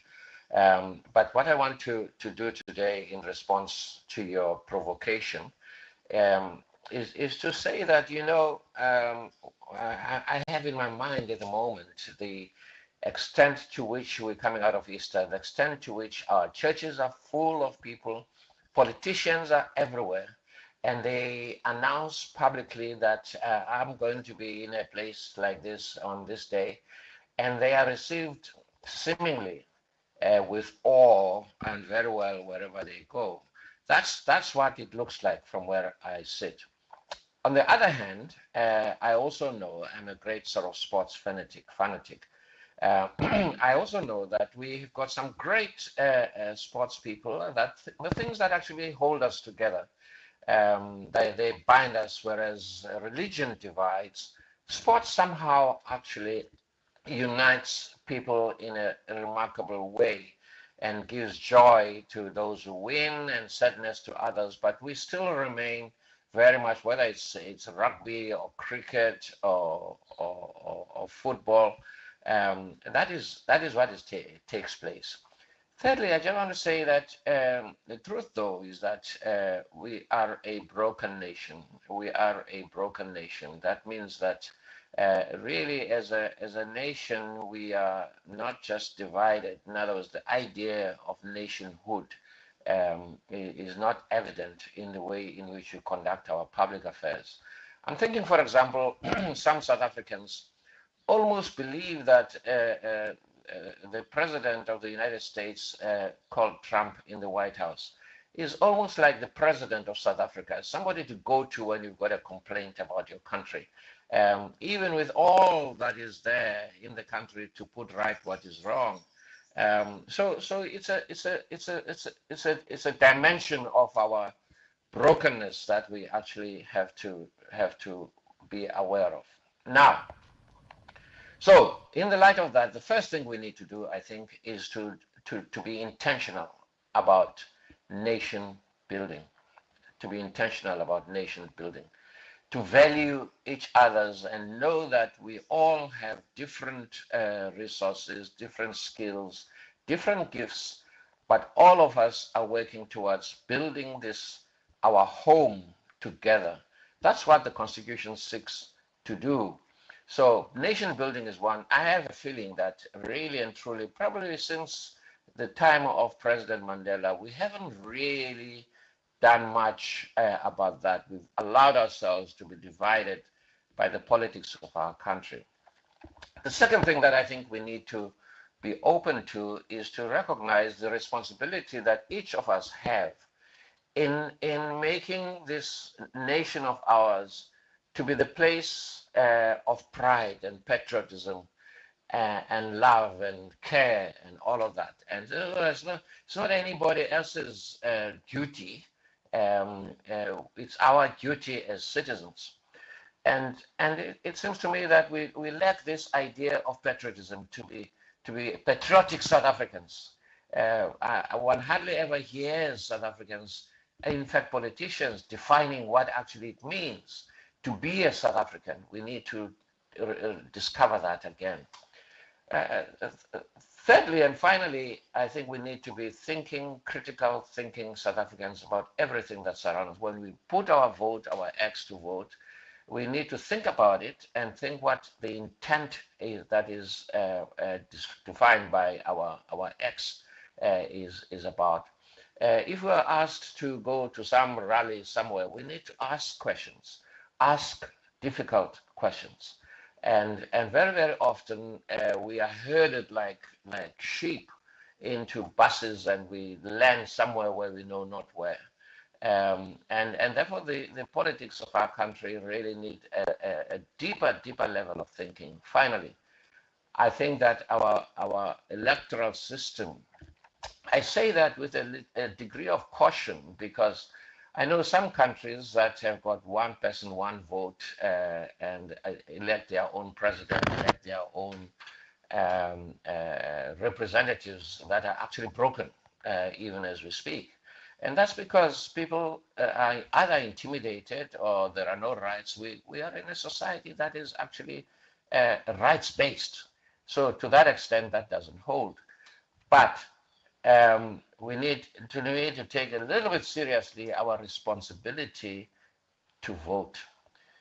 Over a third of South Africans who register to vote actually do not vote in recent years. And another third of South Africans who are entitled to vote but may not be registered. And in fact, actually, for whatever reason, our electoral system appears to dissuade passionate voters who are really completely taken up. I think in the way in which on the 27th of April 1994, you saw those queues of people all over the place, that passion is gone. And there's a good reason why it is gone. It is gone because these days, we really, the level of trust about public institutions is way down, whether it's judges, whether it's teachers, or whether it's nurses, whether it's politicians. South Africans no longer trust public representatives or public officials or public actors or public servants. There's a degree of that, and I think something can be done about that. Sure. Professor Pichana, just on this issue of our own consciousness as a society, how do you think we can go about raising it or increasing it, very briefly? You know, I I really do believe that we need this national dialogue that doesn't seem to happen. We need the national dialogue to be not something that is uh, driven by government, with all respects to our president who's committed to it. It mustn't be driven by government, I don't think, or partial interests. I think after 1945, Germany was a very broken society for all the reasons that we know. You know what the German government did after 1945? It set up centers of dialogue, fellowships, and places that are still there today, where people in Germany meet in small groups or large groups, and they spend their time in debate and discussion on national and local issues. So these centers, which really have played a huge role in German society since 1945, and they are still there today. They are still there. And everybody tells me that in the recognition of the divided society that we were in 1945, the genius of the German society and churches, by the way, was to set up these fellowship centers in different parts of the country, to give German people the opportunity to sit together, to debate, to construct a future together, to learn to trust one another, to learn even to love one another again after all of what happened during the time of Hitler. Professor, we need something like that here. Thank you. Professor Bani Pichana, we'll leave it there for this morning. Let me thank you very much for your time and your contribution to the reality check. I'll take your calls 086 000 2032 on the WhatsApp voice note line 0614 104 107. SAFM, guiding you through the rush hour traffic. Well, no real change in the situation at Giluli Centre Change. Truck crash recovery continues, and it's very heavy as you route up from Germiston and Alberton. And as we've been saying this morning, it's even worse than you might normally experience through there, because, of course, the roadworks that are in place around Heldnays and a couple of breakdowns in the heaviness of the queue. So it really is well worth staying away from between the Ilan Centre Change in Germiston area and Giluli. Just stay off that N3 this morning. Look at some alternative local routes instead. Also, a stationary truck N1 south of the William Mandela off-ramp, so extra delays as you line up from Rivonia Road to get down through that four-ways area. Allendale across from Tembisa into Midrand. Heavy backlogs. You're being asked to queue near the Carstenoff Clinic area. Pretoria's Attridgeville area, very, very slow. WFN Como backed up badly, and then routes inside Attridgeville really heaving along. Real lot of congestion there. N4 Bakwena Highway onto the N1 south down to Montana. Two separate sets of roadworks causing some quite heavy delays today. Durban, if you're heading out and you want to get off the N3 into Pinetown, you can't do that. That ramp is currently closed by a stationary truck, so motorists are having to push on the N3 down towards the Richmond Road, come off at Richmond Road, then sit in some heavy traffic up through that Westmead area, and then back into Pinetown that way. N2 going north, sluggish up through Spaghetti Junction. M7 is bad today from Queensborough all the way down to Bel Air and Wakesley. No traffic lights. We've been warning you about that. The M7 absolutely solid for those going to the Bluff. M4 Southern Freeway queuing up through Clarewood area this morning on your way up towards Umbilo. The M4 very slow getting up towards the M7 highway. Cape Town, Strand and Somerset West quite busy, particularly Broadway Boulevard from Strand as you go around towards De Beers Avenue, making your way through towards Somerset West. There's some very heavy backlogging there. And Viking Way under great pressure from LC's moving in towards the junction with Jake's Kerville Drive. All the roadworks and disruption on Jake's Kerville pushing that traffic deep back into LC's on Viking Way. Rob Byrne, SAFM Traffic. It's Elimination Week on Color Your Plate this Sunday evening at 7. The bottom 4 duos face their toughest challenge yet, a mystery box breakfast that could send them home. With ingredients revealed on the spot and pressure mounting, teamwork and quick thinking are everything. Only the strongest duos will survive. Who will survive to cook another day? Find out on Color Your Plate, Sundays at 7. Repeat Saturdays at 4:30 p.m. only on SABC 2.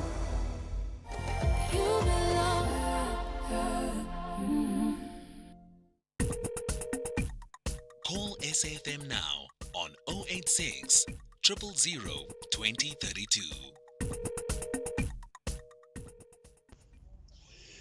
Good morning, Cathy, and thank you for a very good morning show. Yeah, with regards to the comments by Professor Pikiana, I think he's just forgetting to mention solutions of NGOs and NPOs that can bring about all the Ubuntu and love each other, projects.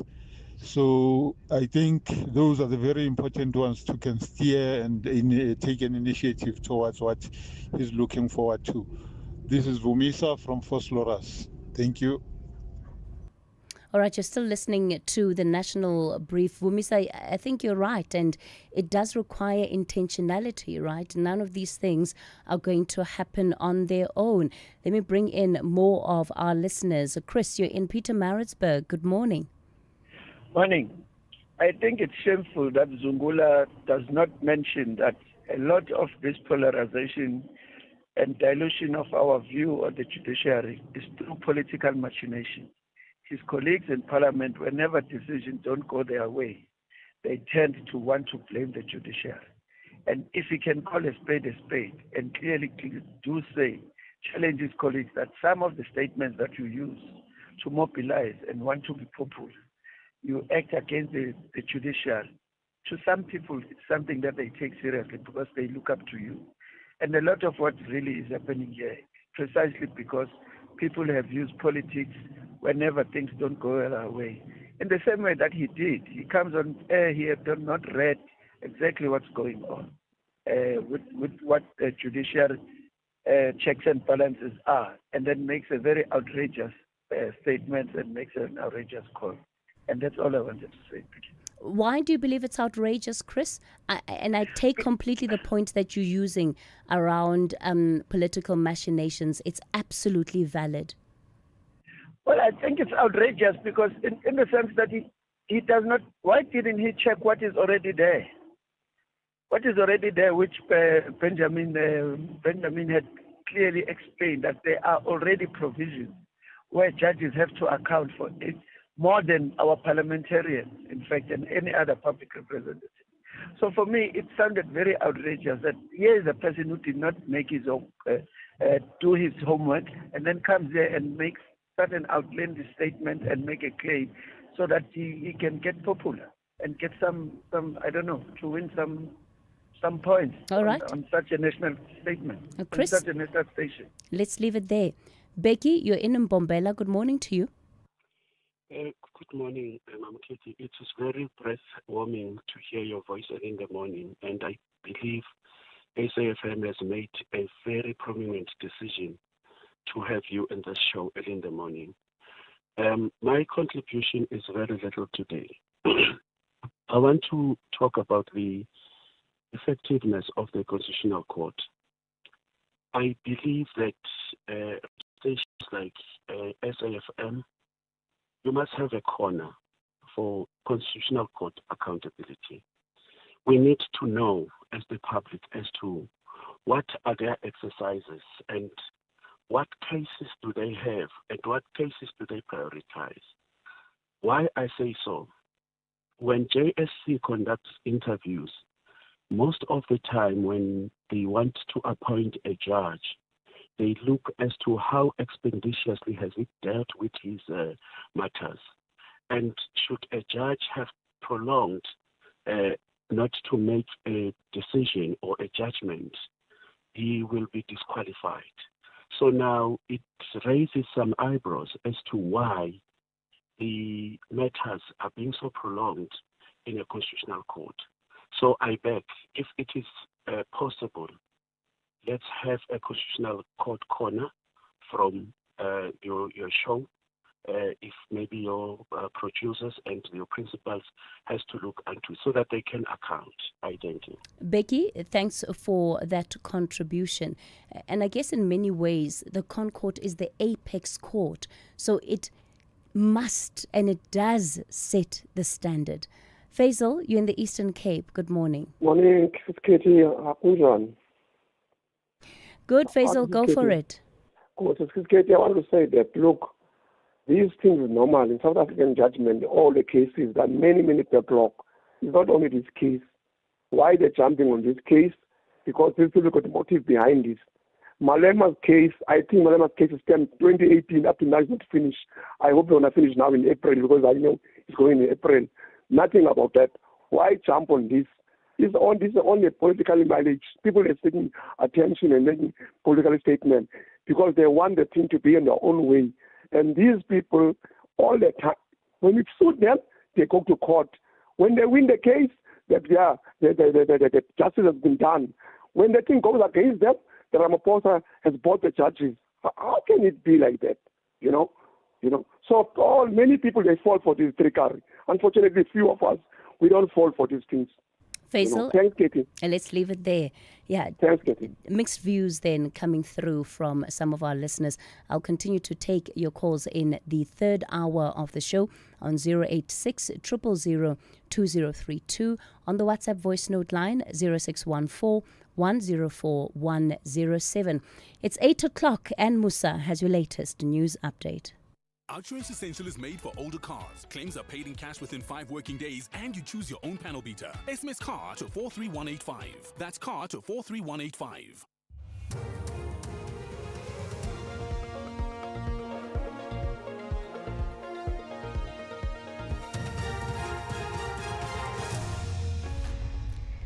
In our top stories, Madlanga Commission to hear more City of Tshwane related testimony and government working to avoid post office liquidation.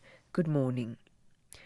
The Madlanga Commission of Inquiry is expected to continue with testimony relating to the City of Tshwane this morning. The city and its Metro Police Department are embroiled in allegations of tender rigging involving a security tender.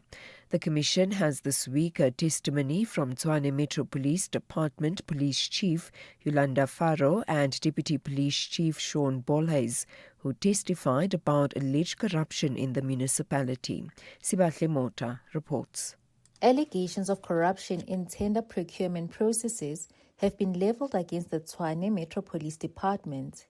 Evidence before the Madlanga Commission has revealed that suspended Tshwane CFO Gareth Mnisi and suspended Deputy Police Chief Umashi Dlamini were involved in alleged tender rigging.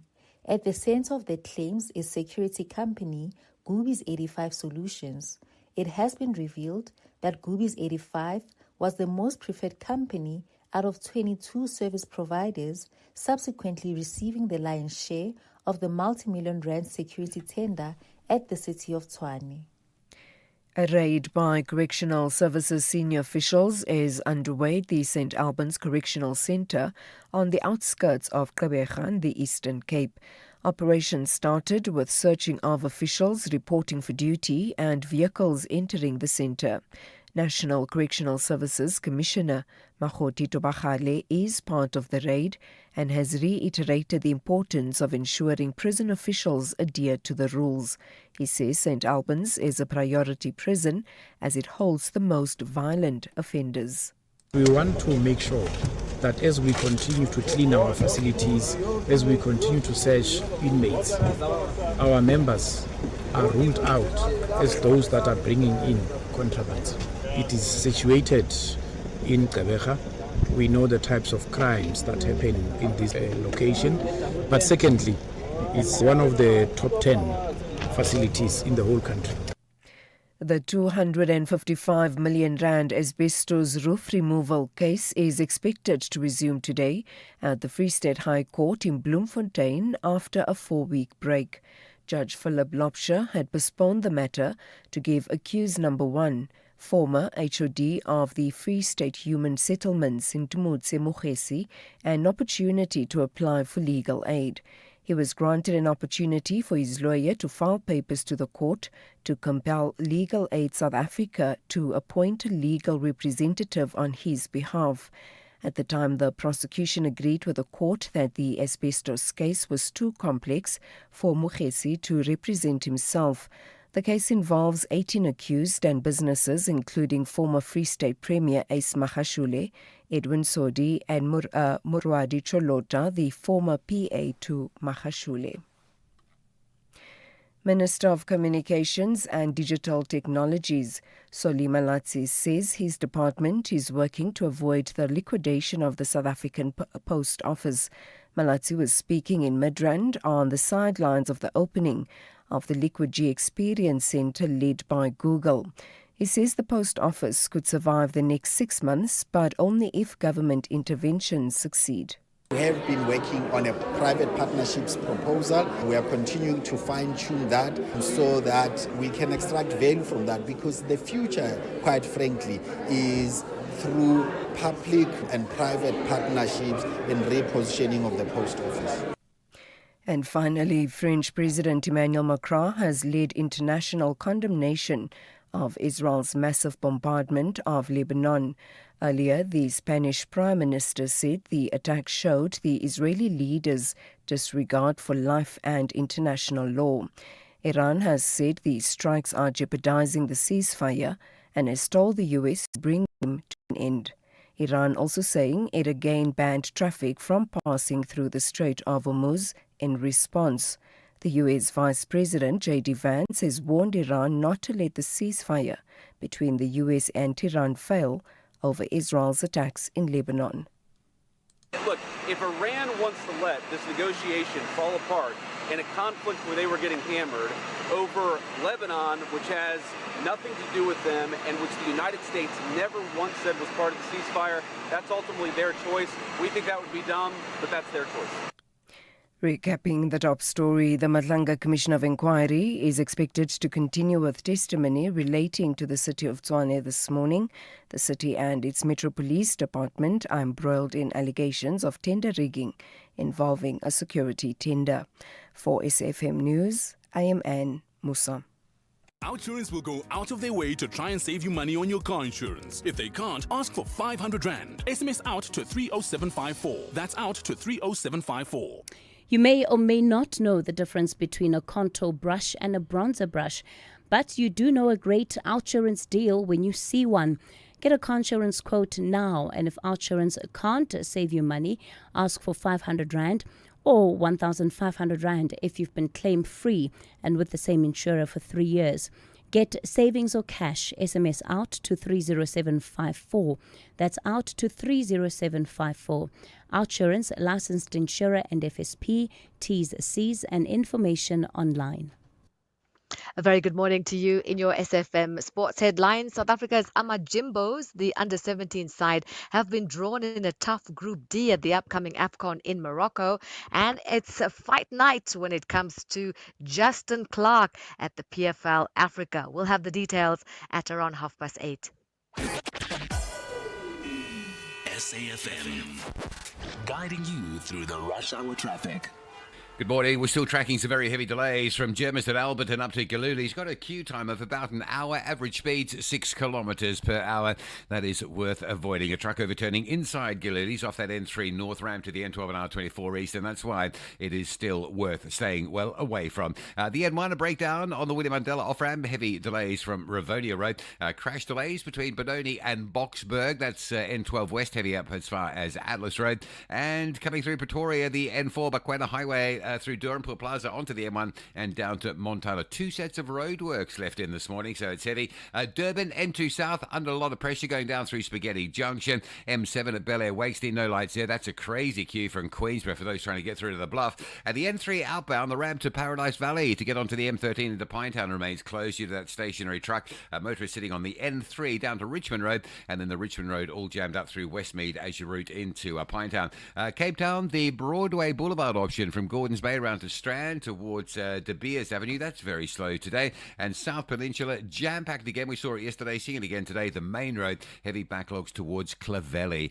With your traffic update, I'm Rob Byrne. You can become a victim of a legal problem. Wrongful arrest, assault, uncontested divorce, rental disputes, maintenance matters, or labor problems. It can happen to you.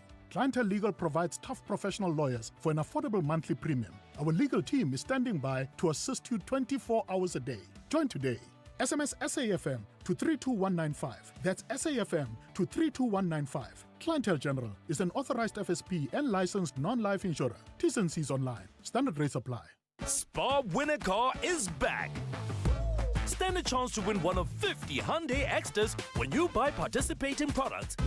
Like 2 kg Spa Brown Sugar for $39.99, save 12 Rand. for 200-gram Nescafe Gold Coffee Jar or 220-gram refill, excluding decaf, for $149.99. Save 40 Rand. Price is valid from 8 till 21 April. Shop, swipe, and win while stocks last. Only at Spar. T's and C's apply. SASSA grant beneficiaries, the time is nearly here where you can swap your old SASSA Gold card for the Postbank Black card absolutely free. All you need is your valid South African ID. For active sites, simply dial *120 *355 hash on your phone. For any questions, call Postbank Customer Care on 0800 535455. And remember, Postbank will never ask you for your PIN or one-time password. Postbank, your bank, an authorized financial services provider. T's and C's apply. EFC returns to Johannesburg this Thursday. The undisputed heavyweight champion, Matunga Triple H Jikasa, and Triple H Power is back on top of the mountain. Takes on the undefeated Senegalese warrior, Adama Diop. Adama Diop takes the KO. Plus, middleweight contenders collide as JT Botha battles Mwandile Hlongwa. EFC 132, live from the World Sports Betting Arena. Watch it on SABC Sport Channel on DTT Channel 4 from 7 p.m. Brought to you by SABC Sport.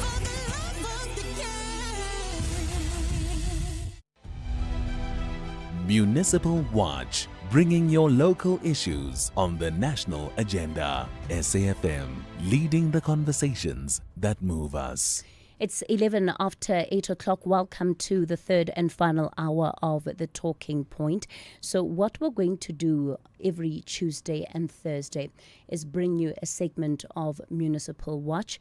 I think this is going to be critical, especially as we lead up to what we know is a local government election cycle year, whenever that election might take place. But it has to have happened between November and January 2027. This morning, we turn to a municipality in crisis where the collapse of basic services is no longer a warning but a lived reality. Residents are dealing with raw sewage in the streets, roads that are barely usable, uncollected refuse, and growing health risks. Some community members are reporting children falling ill from exposure to contaminated water. What's striking is that this collapse is not confined to just one area in the municipality. It cuts across multiple communities, whether in township or suburbs. Now, there have been some court orders issued to try and compel the officials to restore some of those services. These court orders, residents say, have been ignored. It's leading to businesses shutting down or relocating. Joining us this morning, we ask the question, how did we get to this point, and who is taking responsibility for the breakdown of basic services? Tito is a member of the Voice for Change, a community-driven initiative to deal with issues of service delivery. Now, good morning to you. Good morning, Cathy. How are you? Good, thank you. Thanduxolo Kalipa is the executive mayor at the Machabeng municipality. Councillor Kalipa, good morning to you. Thank you for your time. Good morning to Cathy and Councillor, I'm going to ask you to try and speak louder so that we're able to hear you more clearly, and also that we keep our responses to the questions as succinct as possible. There's a lot for us to get through. Now, since we announced that Municipal Watch will be focusing on Machabeng this morning, we've received so many pictures of just the full extent of the raw sewage that is in the streets of Machabeng right now. What does it feel like being a resident and living in those conditions? It's very sad, Cathy. It's very sad. Even this morning, if you can look at the children when they are going to school, when they're passing that we was village on our road. It's so sad. It's affecting each and every person that is staying in Machabeng. And the municipality and the Val Central, we've been trying to engage them, but they don't come on back. So it's so sad now. It's so sad. What are the engagements that you've tried to have with the municipality that have not happened? We've tried to engage with municipalities so that we can help some of the contractors that are working here in the municipality regarding this thing of sewer. But they are not opening their doors, they are not opening the table so that we can sit around the table and see how best can we help them so that we can champion this thing of sewer. But they are not allowing each and everyone.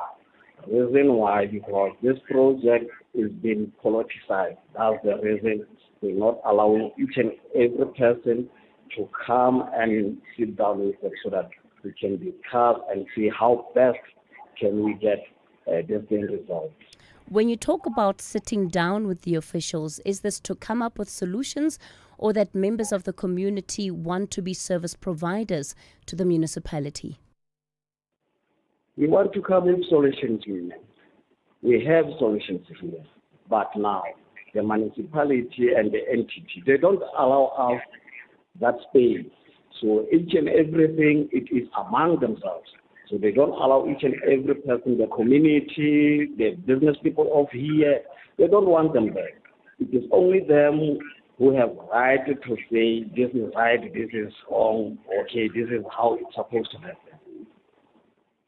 Let me bring in the executive mayor then. Councillor Kalipa, you've heard the concerns, and certainly this is not a conversation or an issue that you are new to.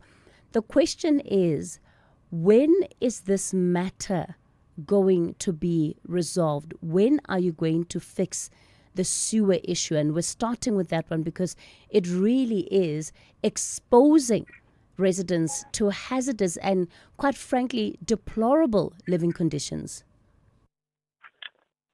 And thank you very much, Marcus, and greetings to your listeners. In 2021, after the local government election, in January, on 2022, we did an assessment about the challenges in Machadeng. We found that out of 57 pump stations and out of 13 pump stations, 54 of those pump stations were vandalized and were destroyed. Councillor Kalipa, I'm going to ask you to hold it there. That connection to you is not great. Let's see if we can't get you back up on a different line. We'll continue with Municipal Watch shortly. Hey, there's something new happening on SABC2. Fresh stories, bold moves. It's just a whole new vibe, man. And I am part of that vibe in Pinville. I am Charmaine Mdinda. Catch me on Monday to Friday at 9 o'clock. Live in every beat. The pulse of SA.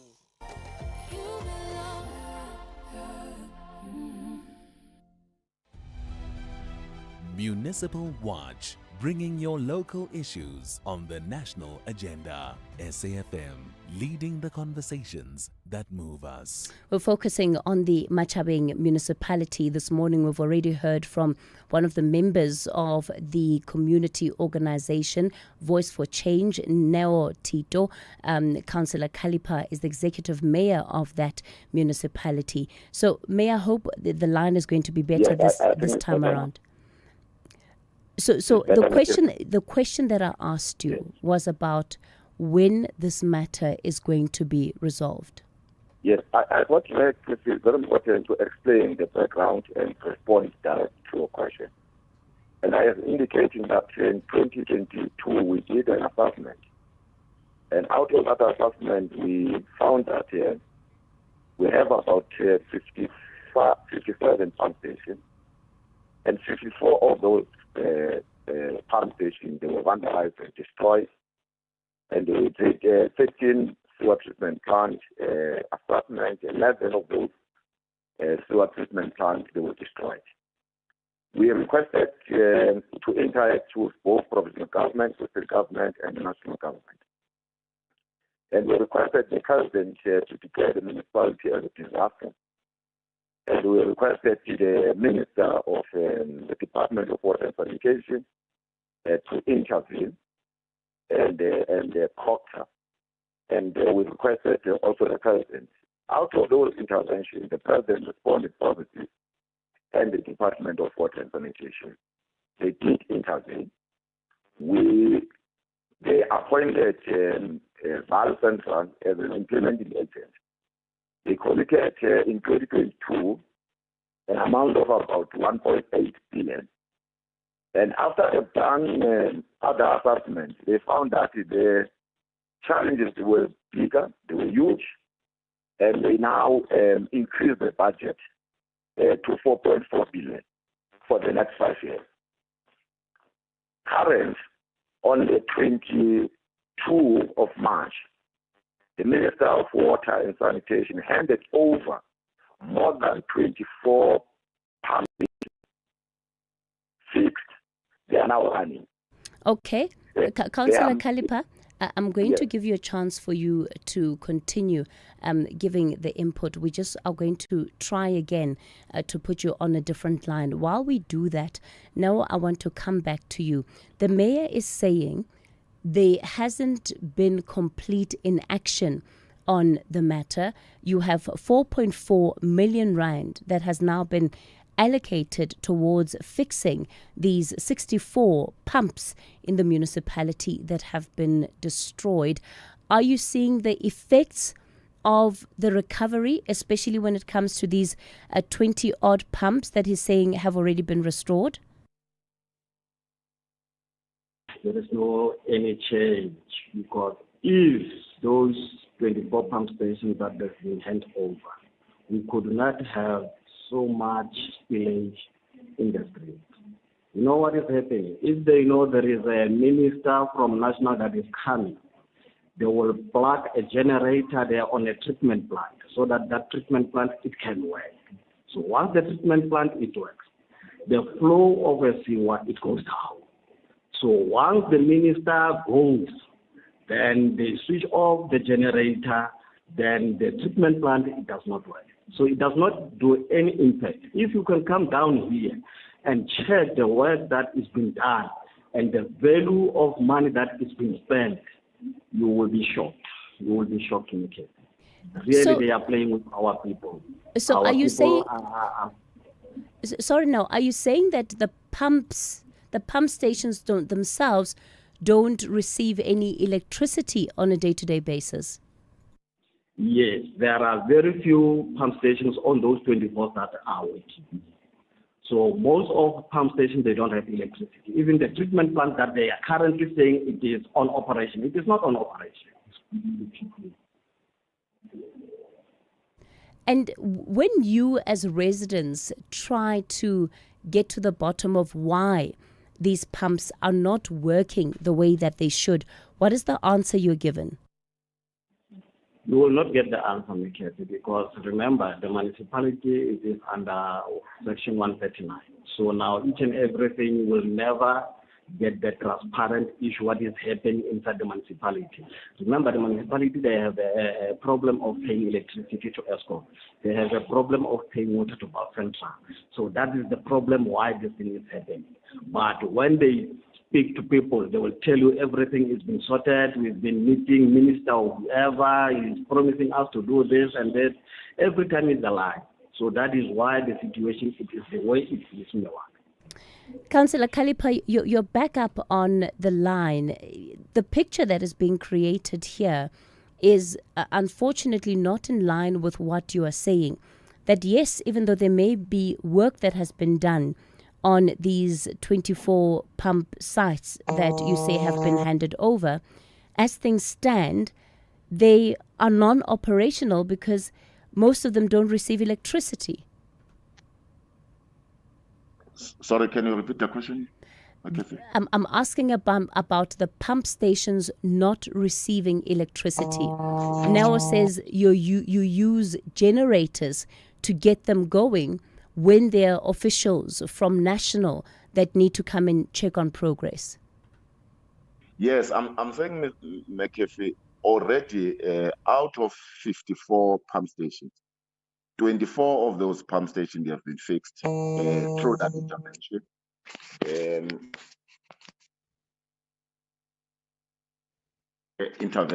McAfee, and they are running. And there are 3 interventions that are happening in Machade. Is your line, and is your fixing of your pump stations, is fixing of your sewer treatment plan. Now it's a period of 5 years, and we have now requested the Minister of Water and Sanitation to make sure that is not done for a period of 5 years, is done at least for a period of 2 to 3 years.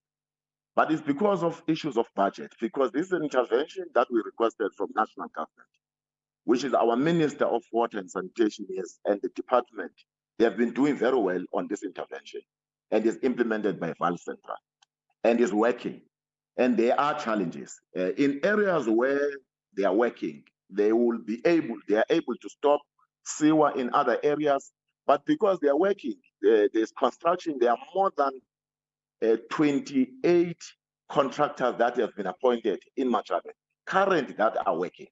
But challenges are huge, because I've explained that more than 54 pump stations, they were vandalized, they were destroyed. Some of them, they were vandalized by some of the service providers. Some of them, they were vandalized by Zama.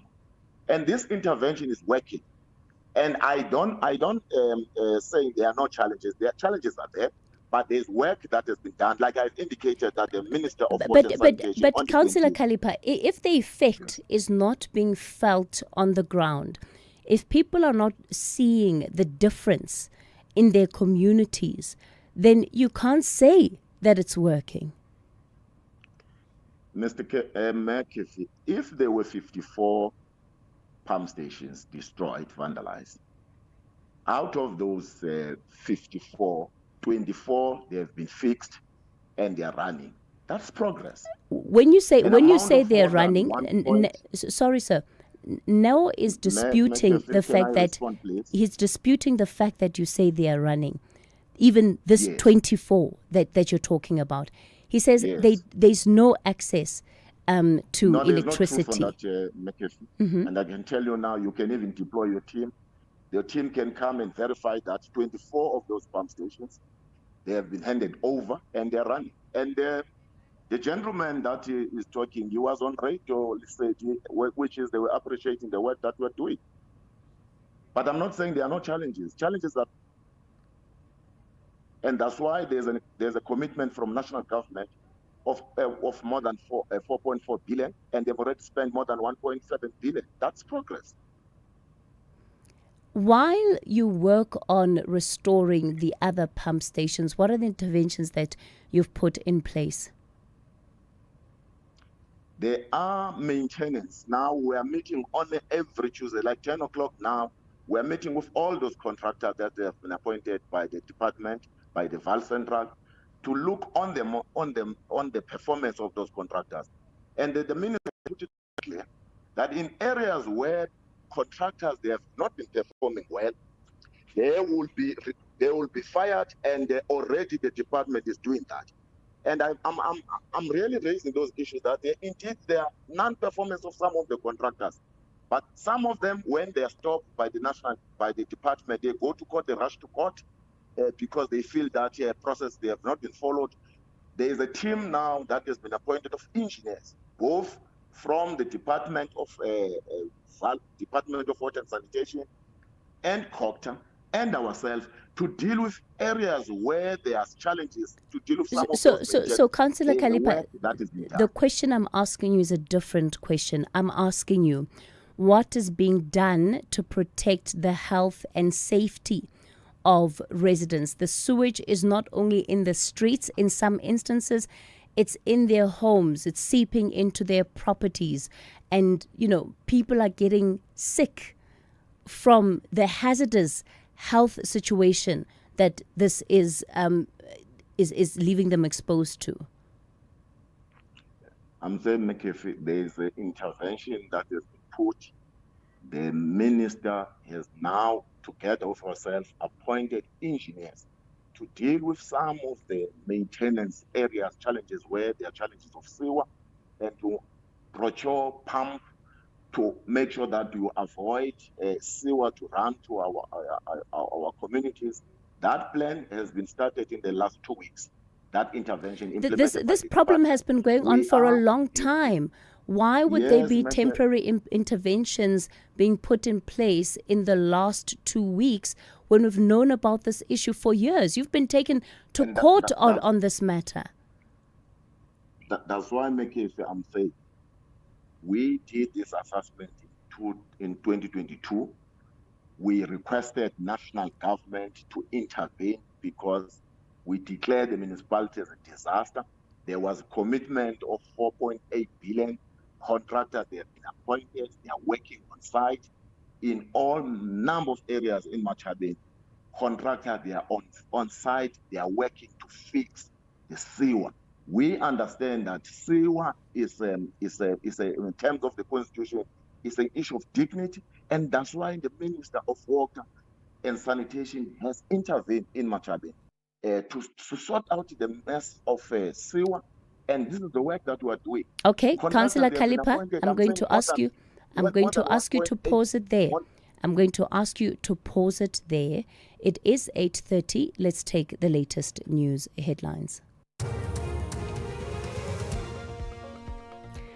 Good morning, I'm Anne Musa. In the headlines, the DA's NCOP member on security and justice, Nicholas Gottsell, has expressed doubt on the effectiveness of the army deployment on the Cape Flats. He says the army lacks a clear operational plan, measurable goals and adequate intelligence. The bail application of 4 of the 5 women who were arrested at OR Tambo International Airport last month in connection with alleged drug trafficking is expected to take place today at the Kempton Park Magistrates Court east of Johannesburg. And the Matlanga Commission of Inquiry is expected to continue with testimony relating to the city of Tshwane this morning. The city and its Metro Police Department are embroiled in allegations of tender rigging involving a security tender. I'll have details on these and other stories at 9. SAFM, guiding you through the rush hour traffic. A couple of incidents taking forever to clear today. One is that truck crash that happened inside Galuli's interchange. It is still being recovered. The N3 North, a short time ago, coming up from Alberton and Germiston, we had about an hour's worth of queue time and average speeds of about 6 kilometres an hour. So we have been warning you since very early this morning. In fact, it's about 5:30 to stay off that N3, and hopefully you followed that advice. The side roads are largely open and flowing, and anything at all will represent a much better scenario than sitting on that N3 coming out of Alberton and Germiston up through Ilans and towards Galuli's. Other issues is the stationary traffic M1 South at Willie Mandela. The off-ramp there still very slow. Once you get just past the Ravonia Road, you're going to sit in some heavy traffic queues down to that 4-ways off-ramp. Pretoria, it looks like the roadworks on the M4 have probably been lifted. Either that or the traffic has eased dramatically. But there are some delays as you come along the M1 South down to roadworks by the Montana exit. WFN Como, Attridgeville side, very, very heavy backlogging going on there. And a couple of issues around Durban. One is the M7 Bel Air Wakesley Junction, no traffic lights. The M7 from Queensborough heading towards the Bluff, still very heavy. And the N3 westbound out of Durban, ramp onto the M13 Paradise Valley, it remains closed due to that abnormal load that's been stuck there all morning. Motorists just having to go N3 down to Richmond Road up through Westmead on your alternative route into the Pinetown area. Cape Town this morning, and one fairly heavy from Plattercliff all the way through to the city centre. And there's just been a vehicle that's caught fire, Philip Kosana Drive inbound, just past Hospital Bend. Rob Byrne, SAFM Traffic. This is SAFM Sport with Zai Khan. Well, Zai, let's go to the AFCON. Some results coming through for Amajimbos. Yeah, Cathy, big challenge for them. They've got a big stage. This is our next generation. Our under-17 side been handed a tough Group D draw. They'll face the African heavyweights Senegal, Ghana, Algeria, and this has been labelled a group of death. The top 2 teams will progress to the quarterfinals and secure qualification for the FIFA Under-17 World Cup. So this tournament, the AFCON in Morocco, runs from the 13th of May to the 2nd of June. Let's go to the University of Pretoria Junior ladies soccer team. Their head coach Maud Kumalo saying the team is embracing a rebuilding phase with a strong focus on introducing young players and creating a pathway to the national team. The relationship with Sundowns. Even the previous years, we had I think we have Asa Rabalau, Kutsopila, we have I think Telia Smith. So we had 3 players coming from Sundowns, of which it was a great initiative to balance the team and also giving them a game time.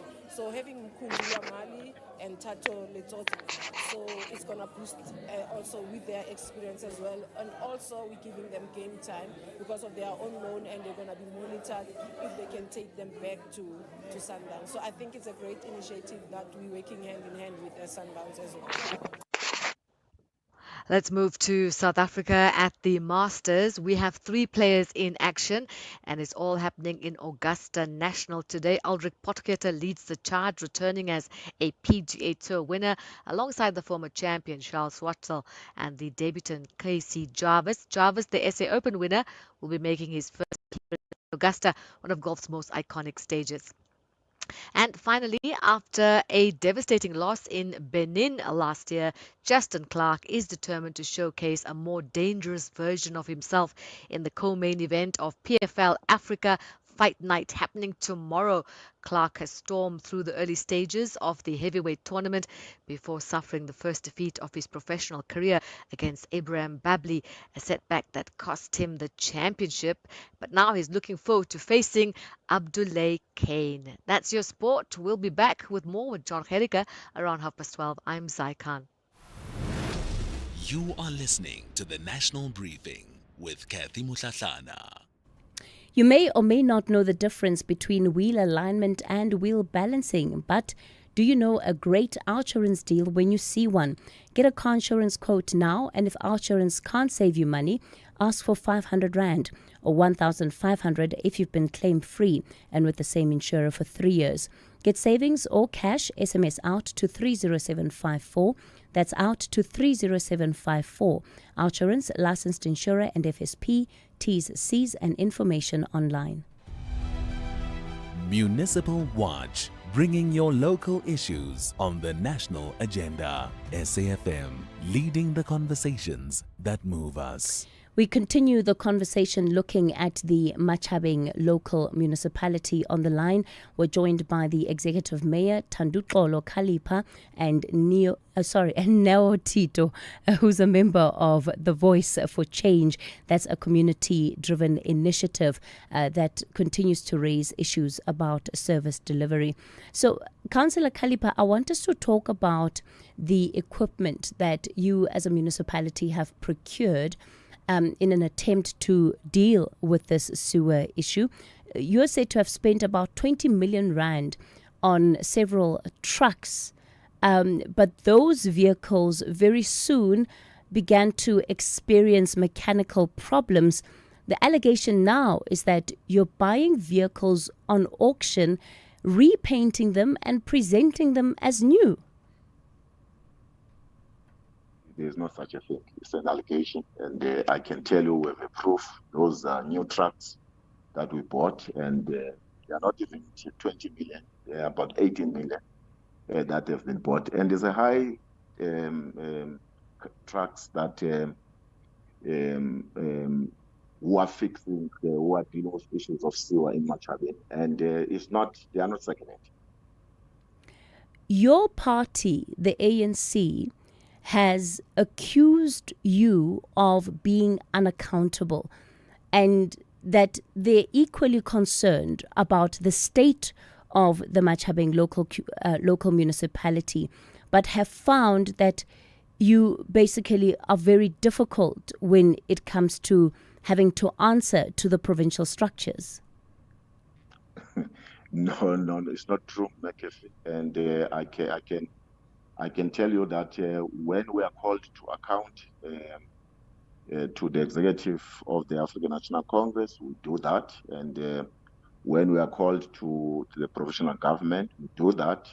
Just last week, Tuesday, we're in the portfolio committee of COCTA to account to Dr. Mkhize, and we did account. So we've never refused to account. And that's why when you invite us to come to your platform, we are here. And we will never not want to account. Every time we go to communities weekly on a Tuesday and Thursday, we convene in Bezos since 2022.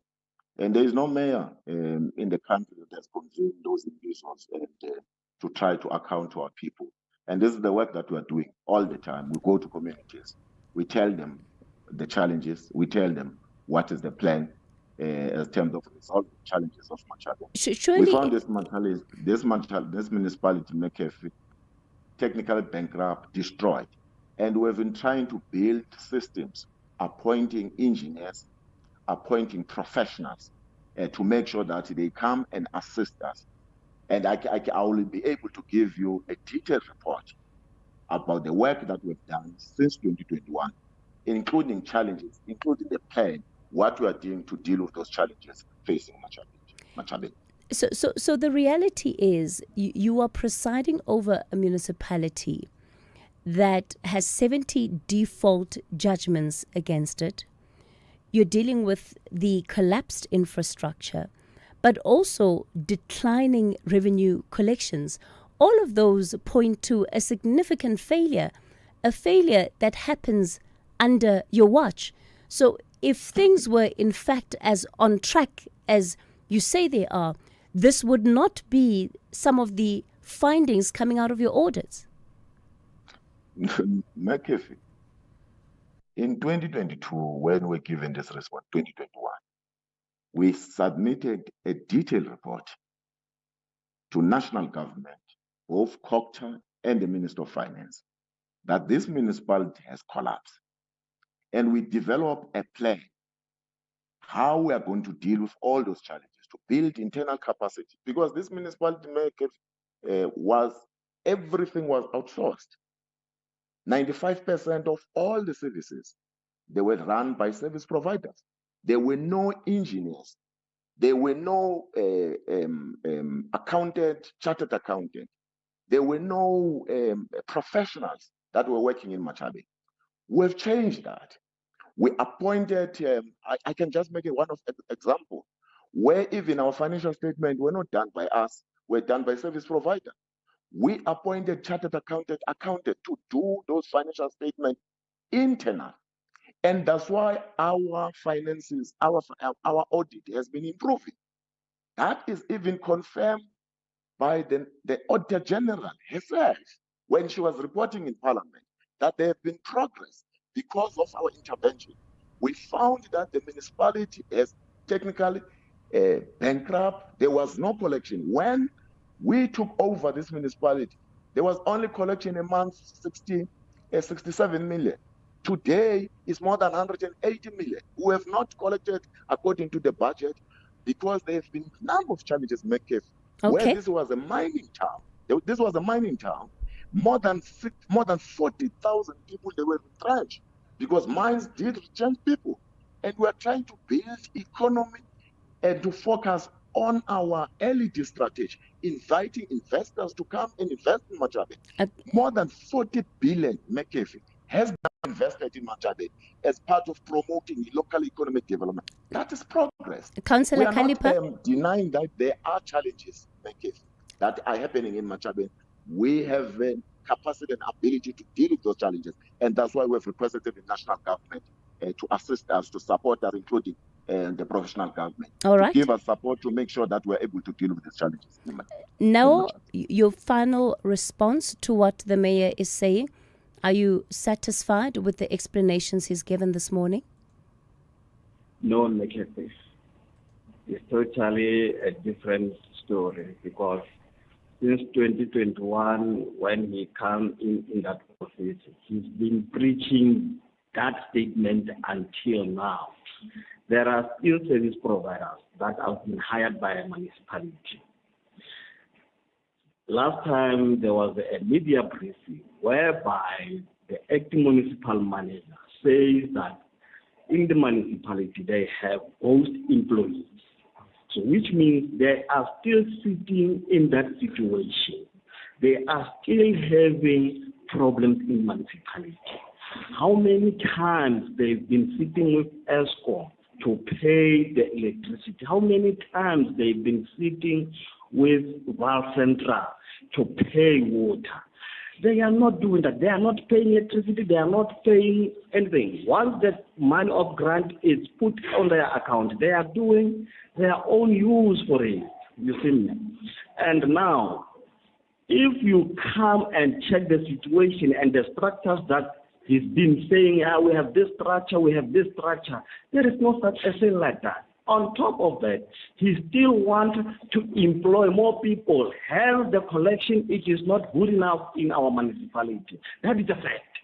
He knows that very well. Now, Tito, let me thank you for your time and coming onto the show. Councillor Kalipa, let me also thank you for your time in responding to the questions that residents had for you this morning. Let's take some of your WhatsApp voice notes on 0614 104 107. On the call lines, I'll take your calls on 086 000 2032. Call SAFM now on 086 000 2032.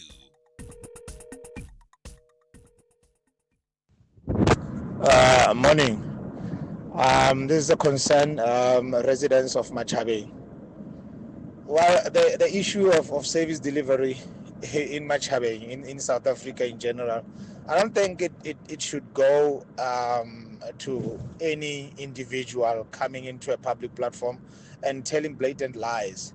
I mean, we're living in a jungle. We're living in a jungle.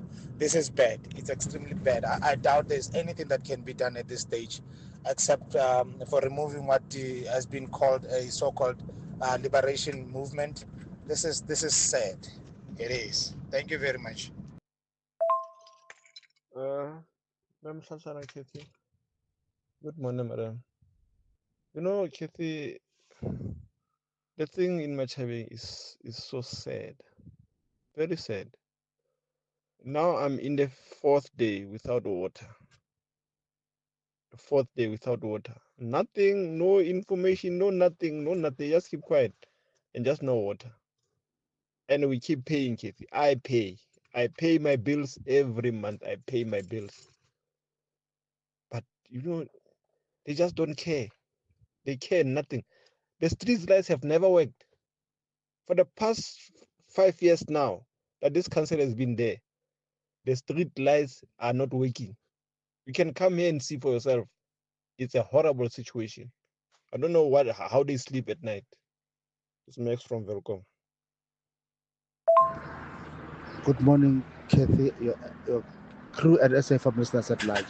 Do you think this issue of sewer will ever go away in our municipalities? It will never, because you're hiring people who are underqualified. The people who are qualified who know the job, they are sidelined because they are not comrades. I mean, that's a fact. We all know that. But I'm not saying comrades per se, but like for better English word. You cannot hire, for example, and with due respect to priests, a priest to do swim. Then you say, no, you're going to hire somebody. It's just a waste of time. You need a plumber to do that job. As simple as basic as all that. Thank you. That's me thinking. Busy from Pretoria. Have a lovely morning. Bye. SAFM, guiding you through the rush hour traffic. Still worth avoiding. The N3 North going up into Galulis. Absolutely no change. Truck crash recovery inside the interchange. N3 North on the ramp to the N12 and R24 East. And it's a massive backlog all the way down through to Elands interchange. We had a queue time there that was fairly extreme a short time ago. I'm just going to update that as we come to you live and have a look. It's about average speed, about 8 kilometres an hour. Minimum travel time, about 45 minutes to get through from Elands to Galulis. Not only that truck stuck in, or that the truck overturning inside Galulis and being recovered, but there's up to 2 or 3 breakdowns in that Bedford area, in that queue. Some stationary trucks have just sort of run out of steam. So further obstructions, it's still worth avoiding Elands through to Galulis this morning. M2 from Benrose coming through Central Joburg to the Crown is heavy. The N1 going south down towards William Mandela got a stationary truck on that off-ramp to get into four ways, which has been cleared, and the backlog's just made its way through as well. So that's looking a lot better. Attridgeville, busy but easing. It's been a bad run through that Attridgeville part of Pretoria this morning, but things getting a lot better as volumes drop off. Now, if you're driving north up towards the King Shaka International Airport in Durban, there's a stationary vehicle between Kumashu and Gateway. So all of a sudden, traffic backlogging there. M7 slow to the N2, Bluff bound, and the N3 glide off to the M13 at Paradise Valley remains closed due to a stationary truck. You'll have to loop N3 to Richmond Road up into Westmead is the alternative. Cape Town, the N1 into town, fairly busy this morning from around N1 City right through to the city centre. And apart from that, we've got a very busy day again, likely around Clovelly. I think it's timing of the traffic lights on the main road. It was bad yesterday, and it is again today between Fishhook and Cork Bay. Some very heavy traffic both ways. Rob Byrne, SAFM Traffic. Call SAFM now on 086 000 2032. You're listening to the National Briefing. We're getting ready to round up the show as we edge towards 9 o'clock. I did say I'll make time to also bring in some of your contributions. The number to dial for our studio line 086 000 2032. That's 086 000 2032. Kamohelo, you are one of the residents of Machabeng. Good morning. Good morning, Jill. How are you? Good, Gabel. Your response to that conversation? Yes, it's true. I just wanted to support what Mr. Neo has just said. You know, we are dealing with a very arrogant mayor who does not care about the municipality. About the Machabeng people. If I was to just add what on Mr. Neo had just said, this guy, he's claiming that he has been trying to intervene because the previous mayor used to only rely on contractors. The question is, what is it that we have today? We also have contractors, but the difference is that the contractors that we have today that are working here, they are from outside, and they are taking all the economy to wherever they come from. People from Velcom are not benefiting from the monies that he had just explained that they are coming in here in Velcom. People from Machabeng are not benefiting anything from that. He's only employing contractors from outside, and he does not want to accommodate even the employees, local employees from within the Machabeng region. So that is where our problem also stands. Yeah, Kamohelo, it does, appear to be that residents, or you as residents, are really exposed to some of the worst of the elements in as far as the failures are concerned. Let me take another caller. Tsonolo Fatso in Machabeng. Have I gotten that right? Yes, you are right, Cathy. Yes, ma'am. I'm also a resident of Machabeng, under the municipality of Ndate Kalipa. I've been listening to the interview, especially where he spoke about the service provider, which is something that he said in 2021 when he got here. And what is surprising is that the moment he got rid of the service provider who were looting at our municipality, the very same CFO who was authorizing the payment to those service provider, he is the same CFO who is acting as a CFO. Sometimes he's acting as a municipal manager. So how is he saying that he is fixing the corruption and the looting of money, while the very same person who was authorizing the payments that he said they were looted is still the CFO of Machabeng? Can you please answer that? And also he said he calls the individuals that cost money, 75,000 every week, twice a week. Why does he not allow the councillors to have the meetings with its own people in their own ward so that we can ask questions to those councillors? Why does he not allow that?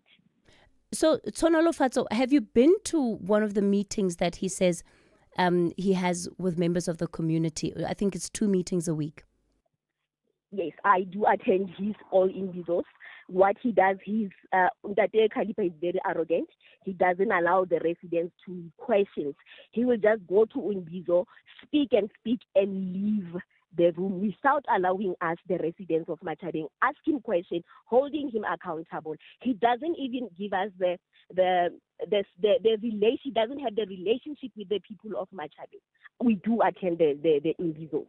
Yeah. And we actually don't understand why does he call the Imbizos? Because it's a waste of money. While he has counselors that can do the job, call us to the schools and attend to us. Do you find it strange that he doesn't allow for questions from you as residents? It is very strange. It is very strange because we have so much to ask. We have so much to understand in Tate Kalipa. Why are our roads not fixed? Why are we staying in the houses with sewer? If you can come to one of the homes, there was a lady who has raw sewer in his bedroom. When they walk to the bed, they have to go through the stones to get to his bed. So we want to ask him questions. Can he just allow us to ask him questions? And all these people, including Tate Panyani, to be held accountable by the ANC government, because this thing of Machabeng has been going along for a very long time. Why is no one being held accountable? Why the money is being looted? Okay. Tsonolo Fatso, thanks for that very strong contribution there. Benjamin, good morning to you. You're also in Machabeng. Hi, this is Cathy, and how are you this morning? Good, Benjamin. Go for it. Good. I'm in a town called Ventersburg. It's about 57 kilometers from Velkom. That is also in Machabeng. Sis Cathy, it's a mess. What the gentleman was just talking about, it's a reality that residents have to stay with. You know what? It's so difficult to a point that when it's raining, you can't even go attend to the funerals because there's water everywhere. The graveyards are muddy. The sewerage is failing. It's a mess. It's a mess. Community halls are not working. The stadiums. Go to that town once you pass here. That is called Ventersburg, and ask yourself if that town is under any of the municipality. Really, we are living under the conditions that are absolutely unbearable. And we have such big economic opportunities as small towns like Ventersburg. That is between Kroonstad from Joburg as you go to Bloemfontein. Now, when he's talking about the economic development, what development is he talking about when he's talking about such towns like Ventersburg and Hennenman? Otherwise, you can't even pay the visit you can't even pay people a visit around Welcome because the roads are full of sewage. You wash the car, you pass there, the car comes back dirty and stinking. That's the reality. Thank you so much. Yeah, really a distressing state of affairs, as you have heard from the mouths of residents themselves about the state of Machabeng. We'll certainly be revisiting this municipality on Municipal Watch.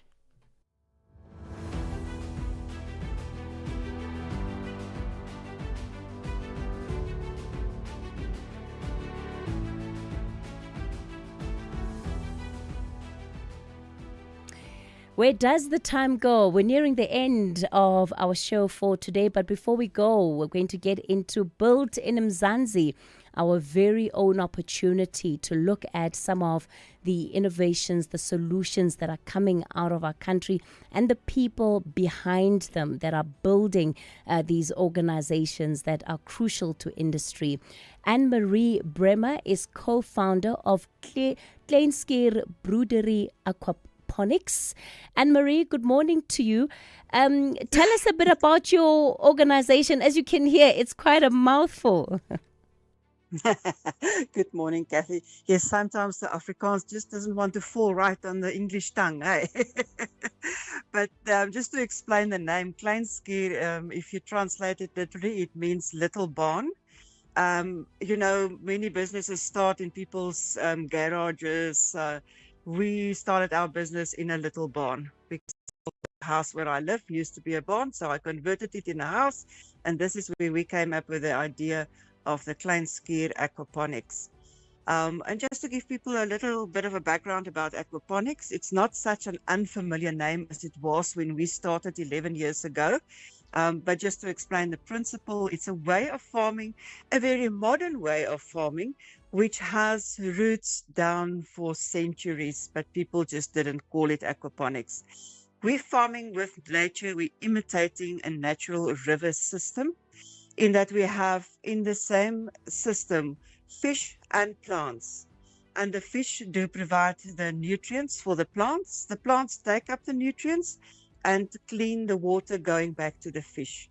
So the water just go round and round in a circle all the time. You don't have to dump any water. You only need to top up. So it's a very water-wise and biological friendly way of farming. What are you farming? So we're farming with tilapia fish, and then we have different types of vegetables. You can have many, many different types of vegetables growing at the same time in the same system because it's a natural system. At the moment, we are focusing on pak choy and on two types of fancy lettuces that we supply to a pack house that supplies it to Woolworths. And we also have in our system tomatoes, brinjals, baby marrows, cucumbers. And then, of course, the tilapia, which we also sell when they are mature, which is about a 350 to 400 gram fish.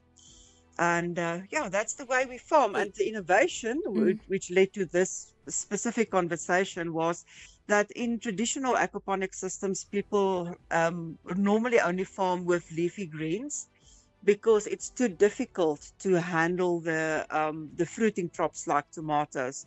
So we have invented, developed, and patented what we call the klein skier gravel barrel system. So that's a single plant pot system developed specifically for aquaponics, which makes it much easier to handle all your fruiting crops. Anne-Marie Bremer, I wish we had more time, but it sounds absolutely fantastic, the work that you guys are doing. And as you heard, you're eating some of her veggies and fish without even knowing it. Okay, that's where we leave it for today on the National Briefing. The Daily Discourse with Joanne Joseph up next. Cathy Mohlahlana on the National Briefing.